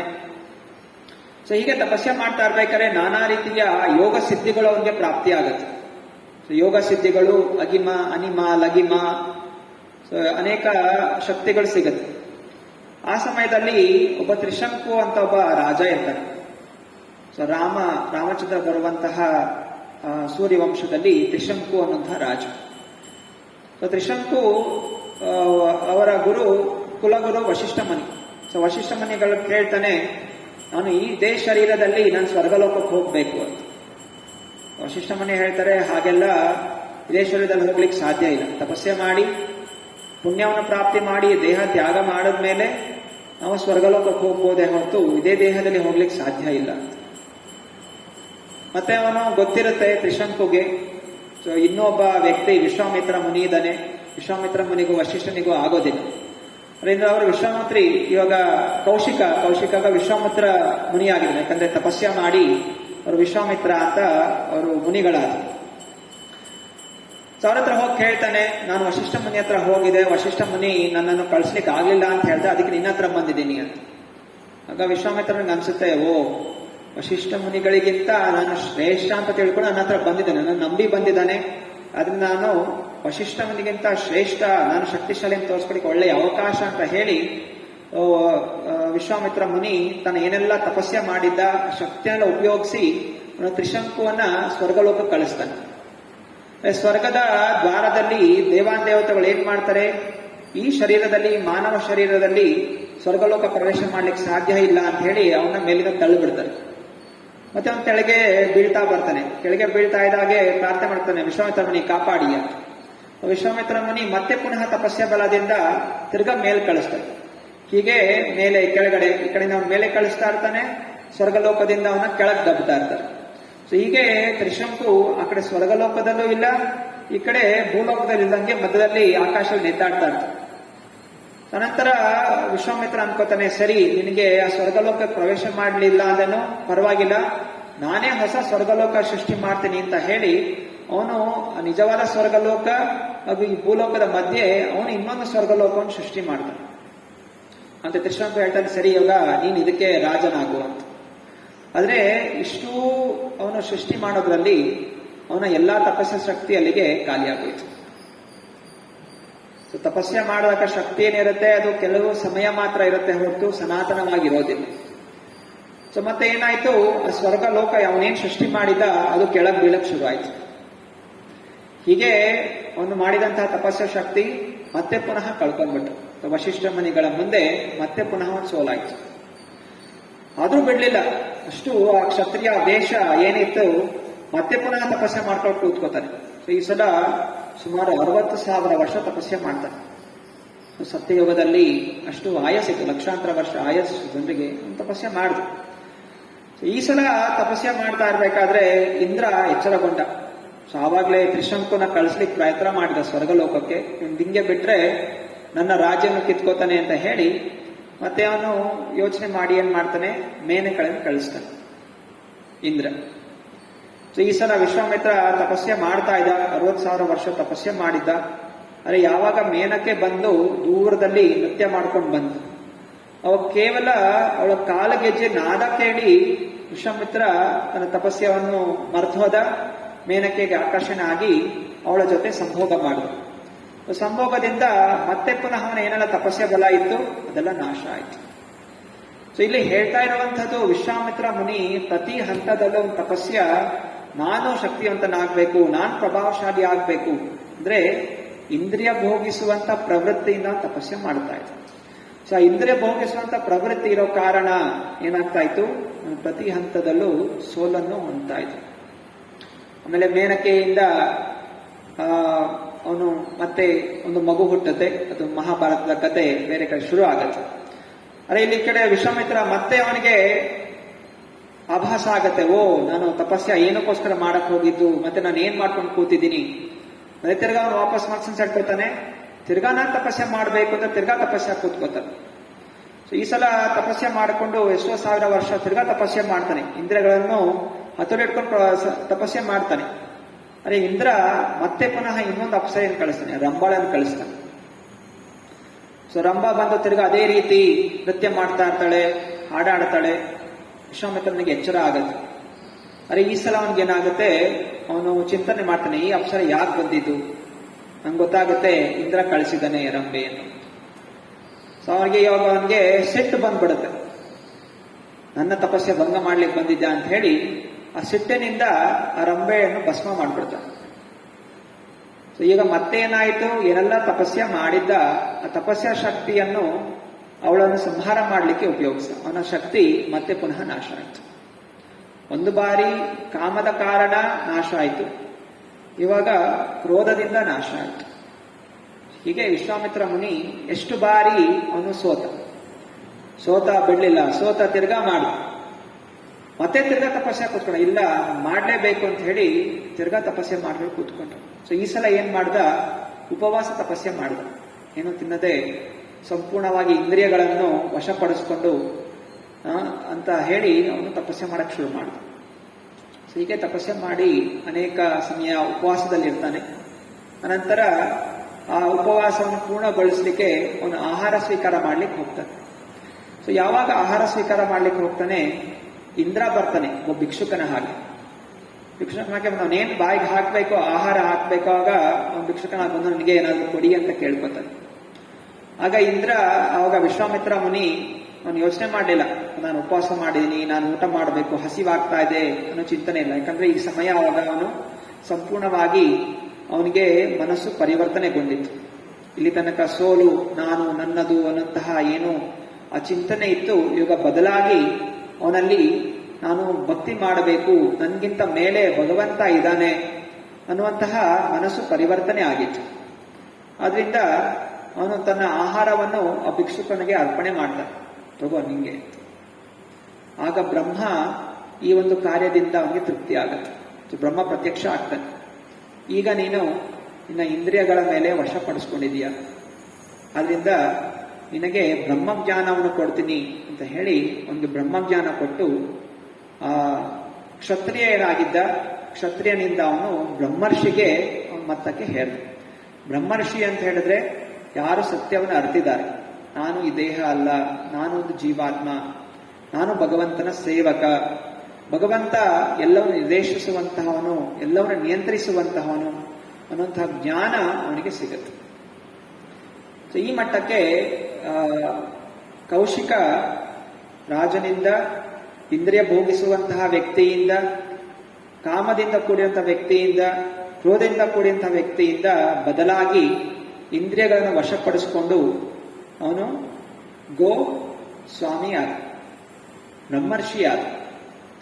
ಸೊ ಈಗ ವಿಶ್ವಾಮಿತ್ರ ಮುನಿ ಯೋಚನೆ ಮಾಡಿದ್ರು, ಜ್ಞಾನ ಅಂತೂ ಸಿಕ್ತು, ಈಗ ಜ್ಞಾನವನ್ನು ನಾನು ಭಗವಂತನಿಗೆ ಅರ್ಪಣೆ ಮಾಡಬೇಕು, ಅಳವಡಿಸ್ಕೋಬೇಕು. ಇದನ್ನು ಕೇವಲ ಜ್ಞಾನ ಪ್ರಾಪ್ತಿಯೊಂದೇ ಮಾಡೋದಲ್ಲ, ಭಗವಂತ ಇದ್ದಾನೆ ಅಂತ. ಸೊ ಭಗವಂತ ಇದ್ದಾನೆ ಅಂತ ತಿಳಿದು ನನ್ನ ಚಟುವಟಿಕೆಗಳನ್ನು ಭಗವಂತನ ಕಡೆಗೆ ನಾನು ಕೇಂದ್ರೀಕರಣ ಮಾಡಬೇಕು, ಭಗವಂತನ ಸೇವೆಗೆ ಅರ್ಪಣೆ ಮಾಡಬೇಕು. ಏನೆಲ್ಲ ಶಕ್ತಿ ನಾನು ಪ್ರಾಪ್ತಿ ಮಾಡಿದ್ದೀನಿ, ಇಷ್ಟೊಂದು 1000 ವರ್ಷಗಳು, ಲಕ್ಷಾಂತರ ವರ್ಷಗಳು ತಪಸ್ಸೆ ಮಾಡಿ ಏನು ಸಾಧನೆ ಮಾಡಿದ್ದೀನಿ, ಸಂಗ್ರಹಣ ಮಾಡಿದ್ದೀನಿ, ಅದನ್ನು ಭಗವಂತನಿಗೆ ಅರ್ಪಣೆ ಮಾಡಬೇಕು ಅನ್ನೋ ಚಿಂತನೆಯಿಂದ ಅವನು ಅಯೋಧ್ಯೆಗೆ ಹೋಗ್ತಾನೆ. ಅಯೋಧ್ಯೆಗೆ ಹೋಗಿ ಅವನು ದಶರಥನ ಕೇಳ್ತಾನೆ, ನಿನ್ನ ಮಕ್ಕಳನ್ನು ನನ್ನ ಜೊತೆ ಕಳಿಸ್ಕೊಡಿ, ರಾಮನ ಜೊತೆ ಕಳಿಸ್ಕೊಡಿ. ಅಲ್ಲಿ ಅನೇಕ ಅಸುರರು ಕಾಡಲ್ಲಿ ತಪಸ್ಸೆ ಮಾಡ್ಲಿಕ್ಕೆ ಬಿಡ್ತಾ ಇಲ್ಲ, ತಪಸ್ಯ ಮಾಡಕ್ ಬಿಡ್ತಾ ಇಲ್ಲ, ಯಜ್ಞ ಮಾಡ್ಲಿಕ್ಕೆ ಬಿಡ್ತಾ ಇಲ್ಲ. ಅಸುರನ್ನ ಸಂಹಾರ ಮಾಡುವಂತ ಶಕ್ತಿ ಅವನಲ್ಲಿ ಇದೆ, ಬ್ರಹ್ಮರ್ಷಿ ಆದಾಗ ಅವನಲ್ಲಿ ಅನೇಕ ಶಸ್ತ್ರಗಳು, ಆ ಬುದ್ಧಿ ಎಲ್ಲ ಜ್ಞಾನವನ್ನು ಸಿಕ್ಕಿದೆ. ಆದ್ರೆ ಇವಾಗ ಅವನು ತನ್ನ ಶಕ್ತಿಯನ್ನೇ ಉಪಯೋಗಿಸ್ತಾ ಇಲ್ಲ. ಅವನೇನ್ ಮಾಡ್ತಾ ಇದ್ದಾನೆ, ರಾಮಚಂದ್ರನ ಮೂಲಕ ಈ ಕಾರ್ಯ ಸಾಧನೆ ಆಗ್ಬೇಕು, ರಾಮಚಂದ್ರನಿಗೆ ಕೀರ್ತಿ ಬರಬೇಕು. ಸೊ ಈ ಚಿಂತನೆಯಿಂದ ದಶರಥನ ಹತ್ರ ಹೋಗಿ ರಾಮಚಂದ್ರನನ್ನು ಕೇಳ್ತಾರೆ. ಸೊ ರಾಮ ಹಾಗೂ ಲಕ್ಷ್ಮಣ ಇಬ್ರು ಜೊತೆಯಲ್ಲಿ ಹೋಗ್ತಾರೆ. ಹೀಗೆ ಹೋಗ್ತಾ ಅವರಿಗೆ ಮೊದಲು ಭೇಟಿ ಆಗೋದು ತಾಟಕ. ಸೊ ಆ ಅಸುರಿ ರಾಕ್ಷಸಿ ಏನೆಲ್ಲ ಯಜ್ಞ ಮಾಡ್ತಾ ಇರ್ತಾರೆ, ಬ್ರಾಹ್ಮಣರು ಯಜ್ಞ ಮಾಡ್ತಾ ಇದ್ದಾರೆ, ಅವ್ರನ್ನೆಲ್ಲ ನಾಶ ಮಾಡ್ತಾ ಇತ್ತು. ಸೊ ಆಗ ರಾಮಚಂದ್ರನ ಪ್ರಾರ್ಥನೆ ಮಾಡ್ಕೊತಾರೆ. ರಾಮಚಂದ್ರನಿಗೆ ಅವನು ತನ್ನ ಕಲ್ತಂತಹ ವಿದ್ಯೆಯನ್ನು ರಾಮಚಂದ್ರನಿಗೆ ನೀಡ್ತಾನೆ. ಸೊ ರಾಮಚಂದ್ರನಿಗೆ ಯಾವ ವಿದ್ಯೆ ಕೊಡೋ ಅವಶ್ಯಕತೆ ಇಲ್ಲ. ಅವನು ಭಗವಂತ, ಅವನು ಸಂಪೂರ್ಣವಾಗಿ ಎಲ್ಲ ಜ್ಞಾನವನ್ನು ಹೊಂದಿರುವಂಥವನು. ಅವನ ಅವತಾರ ಸಣ್ಣ ಬಾಲಕನಾಗಿದ್ರು ಅಷ್ಟೇ, ಅವನು ದೊಡ್ಡವನಾಗಿದ್ರು ಅಷ್ಟೇ. ಭಗವಂತ ಯಾವತ್ತೂ ಈ ಭೌತಿಕ ಜಗತ್ತಿಗೆ ಬಂದ ನಮ್ಮ ಹಾಗೆ ಜ್ಞಾನವನ್ನು ಕಳ್ಕೊಳ್ಳೋದಿಲ್ಲ. ಅವನು ಸಂಪೂರ್ಣವಾಗಿ ಸ್ವತಂತ್ರ. ಆದರೂ ಇಲ್ಲಿ ಲೀಲೆಗೋಸ್ಕರ ವಿಶ್ವಾಮಿತ್ರನಿಂದ ಗುರುಗಳಾಗಿ ಸ್ವೀಕಾರ ಮಾಡಿ ಅವರಿಂದ ಆ ಶಸ್ತ್ರಗಳ ಜ್ಞಾನವನ್ನು ಸ್ವೀಕಾರ ಮಾಡ್ತಾರೆ. ಸೊ ಇಲ್ಲಿ ಭಗವಂತ ಏನ್ ಸ್ವೀಕಾರ ಮಾಡ್ತಾ ಇದ್ದಾನೆ, ವಿಶ್ವಾಮಿತ್ರ ಮುನಿಯಲ್ಲಿರುವಂತಹ ಸಮರ್ಪಣೆಯನ್ನು ಸ್ವೀಕಾರ ಮಾಡ್ತಾರೆ. ಹೇಗೆ ಇಲ್ಲಿ ವಿಗ್ರಹಗಳಿದೆ, ಸೊ ಅರ್ಚ ವಿಗ್ರಹ ಅವ್ರಿಗೇನು ಹಸಿವಾಗತ್ತೆ, ನಾವು ತಿಂಡಿ ಅರ್ಪಣೆ ಮಾಡಬೇಕು ಅಂತ ಅಲ್ಲ, ಅಥವಾ ನಾನು ಅಲಂಕಾರ ಮಾಡ್ಕೋಬೇಕು ಅಂತ ಹೇಳಿ ಅವ್ರಿಗೇನು ಇಚ್ಛೆ ಇಲ್ಲ. ಬದಲಾಗಿ ಅವರು ನಮ್ಗೆ ಯಾಕೆ ಇಲ್ಲಿ ದರ್ಶನ ಕೊಡ್ತಾ ಇರೋದು, ನಾವು ನಮ್ಮ ಇಂದ್ರಿಯಗಳನ್ನು, ನಮ್ಮ ಬುದ್ಧಿಶಕ್ತಿಯನ್ನು ಭಗವಂತನ ಸೇವೆಯಲ್ಲಿ ತೊಡಗಿಸ್ಬೇಕು. ನಮ್ಮ ಇಂದ್ರಿಯಗಳಿಂದ ಭಗವಂತನ ಮಂದಿರನ ಶುಚೀಕರಣ ಮಾಡ್ತೀವಿ. ಶಕ್ತಿ, ನಮ್ಮ ಬಲ ಶಕ್ತಿ, ನಮ್ಮ ಮನಸ್ಸಿನ ಶಕ್ತಿಯಿಂದ ಭಗವಂತನಿಗೆ ಹೇಗೆ ಅಲಂಕಾರ ಮಾಡಬೇಕು, ಹೇಗೊಂದು ಸುಂದರವಾಗಿ ಕಾಣಬೇಕು, ಹೇಗೆ ನಮ್ಮ ಮಾತಿನ ಶಕ್ತಿಯಿಂದ ಭಗವಂತನ ಕೀರ್ತನೆಯನ್ನು ಮಾಡಬೇಕು, ಅವನ ಕಥೆಯನ್ನು ಇನ್ನೊಬ್ಬರಿಗೆ ಹೇಳಬೇಕು. ಸೊ ಇದನ್ನು ಸ್ವೀಕಾರ ಮಾಡಲಿಕ್ಕೋಸ್ಕರ ಭಗವಂತ ಇಲ್ಲಿ ಬರ್ತಾನೆ ಮಂದಿರದಲ್ಲಿ. ಸೊ ಇದನ್ನು ನಾವು ತಿಳ್ಕೊಬೇಕೇ ಹೊರತು ಬದಲಾಗಿ ಆ ವಿಗ್ರಹಕ್ಕೆ ಇದೆಲ್ಲ ಬೇಕಾಗಿದೆ ಅಂತ ನಾವು ತಿಳ್ಕೊಬಾರ್ದು. ಸೊ ಇದೆಲ್ಲ ಮಾಡ್ತಾ ಇದ್ದೀವಿ, ಇದು ನಮ್ಮ ಶುದ್ಧೀಕರಣಕ್ಕೋಸ್ಕರ, ನಮ್ಮ ಶುದ್ಧತೆಗೋಸ್ಕರ, ನಮ್ಮ ಸ್ವಾರ್ಥ ಭಾವನೆಯನ್ನು ಕಳ್ಕೊಳ್ಳೋಕ್ಕೋಸ್ಕರ ಇದೆಲ್ಲ ಭಗವಂತ ನಮಗೆ ಅವಕಾಶ ಕೊಡ್ತಾರೆ. ಹೀಗೆ ವಿಶ್ವಾಮಿತ್ರ ಮುನಿ ರಾಮಚಂದ್ರನಿಗೆ ಆ ಶಕ್ತಿಯನ್ನು ನೀಡ್ತಾನೆ. ರಾಮಚಂದ್ರ ತಾಟಕಿಯನ್ನು ಸಂಹಾರ ಮಾಡ್ತಾನೆ. ಸೊ ಈ ತಾಟಕಿ ಅವಿದ್ಯೆಯನ್ನು ಸೂಚಿಸ್ತಾಳೆ. ಸೊ ಒಂದೊಂದು ಅಸುರರು ಏನು ಅಂದ್ರೆ ನಮ್ಮಲ್ಲಿರುವಂತಹ ಒಂದು ಕೆಟ್ಟ ಗುಣವನ್ನು ಸೂಚಿಸುತ್ತೆ. ಅವಿದ್ಯೆ, ಅಜ್ಞಾನ, ನಾನೇ ಅಲ್ಲ, ಭಗವಂತ ಇಲ್ಲ, ಭಗವಂತ ನಿರಾಕಾರ, ಹಿಂಗೆಲ್ಲ ಚಿಂತನೆಗಳು ಏನಿರುತ್ತೆ ಇದೆಲ್ಲ ಅವಿದ್ಯೆ. ಸೊ ಯಾವಾಗ ಈ ತಾಟಕಿ ಅಸುರ ಸಂಹಾರಗಳಾಗ್ತಾರೆ, ಸೊ ಅನಂತರ ಮುಂದೆ ವಿಶ್ವಾಮಿತ್ರ ಯಜ್ಞವನ್ನು ಮಾಡ್ತಾರೆ. ಸೊ ಯಜ್ಞ ಮಾಡಬೇಕಾದ್ರೆ ಮತ್ತೆ ಪುನಃ ಇಬ್ರು ಅಸುರರು ಬರ್ತಾರೆ, ಸುಬಾಹು ಮತ್ತೆ ಮರೀಚಿ. ಸೊ ಸುಬಾಹು ಅನ್ನು ಸೂಚಿಸ್ತಾರೆ ಒಂದು ಸಂಚಿತ ಕರ್ಮ, ನಮ್ಮ ಪೂರ್ವ ಕರ್ಮಗಳು, ಹಾಗೂ ಸುಬಾಹು ಆಗಮಿ ಕರ್ಮ, ಮುಂದೆ ಬರುವಂತಹ ಕರ್ಮದ ಫಲಗಳು, ಇದೆರಡನ್ನು ಸೂಚನೆ ಮಾಡುತ್ತೆ. ಸೊ ಇಲ್ಲಿ ರಾಮಚಂದ್ರ ಆ ಸುಬಾಹವನ್ನು ಅಲ್ಲೇ ಸಂಹಾರ ಮಾಡ್ತಾರೆ, ಮರೀಚಿಯನ್ನು ದೂರದಲ್ಲಿ ಎತ್ತಿ ಬಿಸಾಕ್ಬಿಡ್ತಾರೆ. ಸೊ ಮುಂದೆ ಅದೇ ಮರೀಚಿ ಚಿನ್ನದ ಜಿಂಕೆಯಾಗಿ ಬರ್ತಾರೆ. ಸೊ ಇದು ಭಗವಂತನ ಒಂದು ಲೀಲೆ ಇತ್ತು. ಮುಂದೆ ಮರೀಚಿಯ ಮುಖಾಂತರ ಸೀತೆಯ ಅಪಹರಣ ಆಗೋದು, ಮತ್ತೆ ಇನ್ನೆಲ್ಲ ಕಥೆಗಳು ಬರುವಂತಹದ್ದು ಅದೆಲ್ಲ ಆಗಬೇಕಾಗಿತ್ತು. ಅದಕ್ಕೆ ಮರೀಚಿಯನ್ನ ಹಾಗೆ ಬಿಟ್ಟಿರ್ತಾರೆ, ಮುಂದೆ ಬರುವಂತಹ ಕರ್ಮಗಳು. ಹಾಗೆಯೇ ನಾವು ಭಗವಂತನ ಚಿಂತನೆ ಮಾಡಬೇಕಾದ್ರೆ, ಗುರುಗಳನ್ನು ಸ್ವೀಕಾರ ಮಾಡಿದಾಗ ನಮ್ಮ ಪೂರ್ವ ಕರ್ಮಗಳು ಕೆಲವೊಂದು ನಾಶ ಆಗತ್ತೆ, ಕೆಲವೊಂದು ಭಗವಂತ ಇಡಿಸ್ತಾನೆ. ಎಲ್ಲಾ ಕರ್ಮನೂ ತುರಂತವಾಗಿ ತೆಗೆದುಹಾಕೋದಿಲ್ಲ. ಯಾಕೆಂತ ಹೇಳಿದ್ರೆ ಇದೇ ಪರೀಕ್ಷೆ. ಪ್ರತಿಯೊಂದು ಕಷ್ಟಗಳು ಬಂದಾಗ ನಾವು ಜೀವನದಲ್ಲಿ ಅದನ್ನ ಯಾವ ಚಿಂತನೆಯಿಂದ ನಾವು ಎದುರಿಸ್ತೀವಿ, ಭಗವಂತನ ಮರ್ತು ಹೋಗ್ತೀವ, ಯಾಕೆ ನಂಗೆ ಕಷ್ಟಗಳು ಬರ್ತಾ ಇದೆ, ಯಾಕೆ ಇಷ್ಟೊಂದು ತೊಂದರೆಗಳಿದೆ ಅಂತ ಹೇಳಿ ಭಗವಂತ ಇಲ್ಲ, ಯಾರೂ ಇಲ್ಲ. ಅನೇಕ ಜನರಿಗೆ ಈ ಸಮಯದಲ್ಲಿ ಏನೆಲ್ಲ ಆಸಕ್ತಿ ಇತ್ತು, ಕೋವಿಡ್ ಬಂದಾಗ ಅನೇಕ ಜನರಿಗೆ ಭಕ್ತಿ ಅನ್ನೋದು ಹೋಗ್ತಾ ಇದೆ. ಅನ್ಕೋತಾರೆ ಭಗವಂತ ಇದ್ರೆ ಯಾಕೆ ಈ ರೀತಿ ಕಾಯಿಲೆ ಬರ್ತಾ ಇತ್ತು, ಯಾಕೆ ನಮ್ಮನ್ನು ಭಗವಂತ ಕಾಪಾಡ್ತಾ ಇಲ್ಲ ಅಂತ ಅನ್ಕೋತೀವಿ. ಆದ್ರೆ ಇದು ಒಂದು ಪರೀಕ್ಷೆ. ಭಗವಂತ ಆವಾಗ್ಲೇ ಹೇಳಿದ್ದಾನೆ, ಈ ಜಗತ್ತು ದುಃಖಾಲಯ ಅಶಾಶ್ವತಂ. ಭಗವಂತ ಹೇಳಿಲ್ಲ ಇದು ಜಗತ್ತು ವೈಕುಂಠ ಲೋಕ, ಇಲ್ಲ ಆರಾಮಾಗಿರಿ ಅಂತ ಭಗವಂತ ಹೇಳೇ ಇಲ್ಲ. ಭಗವದ್ಗೀತೆಯಲ್ಲಿ ಭಗವಂತ ಹೇಳ್ತಾ ಇದ್ದು ಸರ್ವಧರ್ಮಾನ್ ಪರಿತ್ಯಜ್ಯ ಮಾಮೇಕಂ ಶರಣಂ ವ್ರಜ. ಇದು ಭಗವದ್ಗೀತೆಯ ಬೋಧನೆ. ನನಗೆ ಶರಣಾಗಿ, ನನಗೆ ನನ್ನನ್ನು ಅವಲಂಬಿಸಿ, ನಿಮ್ಮ ಎಲ್ಲವೂ ನನಗೆ ಅರ್ಪಣೆ ಮಾಡಿ, ನನ್ನ ಹತ್ರ ಬನ್ನಿ, ನನ್ನನ್ನು ಪ್ರೀತಿಸಿ, ಮನ್ಮನಾಹಿ ಮದ್ಭಕ್ತೋ ಮಧ್ಯಾಜಿ ಮಾಂ ನಮಸ್ಕುರು. ಇದನ್ ಮಾಡಬೇಕು ಅಂತ ಹೇಳಿದ್ದೆ ಹೊರತು ನೀವಿಲ್ಲಿ ಆರಾಮಾಗಿರಿ ಅಂತ ಭಗವಂತ ಯಾವತ್ತೂ ಹೇಳಿಲ್ಲ. ಇದು ನಮ್ಮ ಪರೀಕ್ಷೆ. ಇನ್ನು ನಮ್ಮ ಚಿಂತನೆ ಎಲ್ಲಿದೆ? ಜ್ಞಾನದ ಕಡೆ ಹೋಗ್ತಾ ಇದೆಯಾ ಅಥವಾ ಇನ್ನು ಅಜ್ಞಾನದಲ್ಲಿ ಇಂದ್ರಿಯ ಭೋಗಿಸುವಂತಹ ವಿಚಾರವೇ ಇದೆಯಾ? ಇದು ನಮ್ಮ ಪರೀಕ್ಷೆ. ಹೀಗೆ ವಿಶ್ವಾಮಿತ್ರ ಮುನಿ ತನ್ನನ್ನು ಸಮರ್ಪಣೆ ಮಾಡಿದಾಗ ಅವನಿಗೆ ಆ ಬ್ರಹ್ಮಜ್ಞಾನದಿಂದ ಹಾಗೂ ಭಗವಂತನ ಸೇವೆಯಲ್ಲಿ ತೊಡಗಿರುವ ಕಾರಣ ರಾಮಚಂದ್ರನು ವಿಶ್ವಾಮಿತ್ರನ ಗುಣಗಾನವನ್ನು ಮಾಡ್ತಾನೆ. ವಿಶ್ವಾಮಿತ್ರ ಮುನಿಗಳು ಇವಾಗಲೂ ಇದ್ದಾರೆ.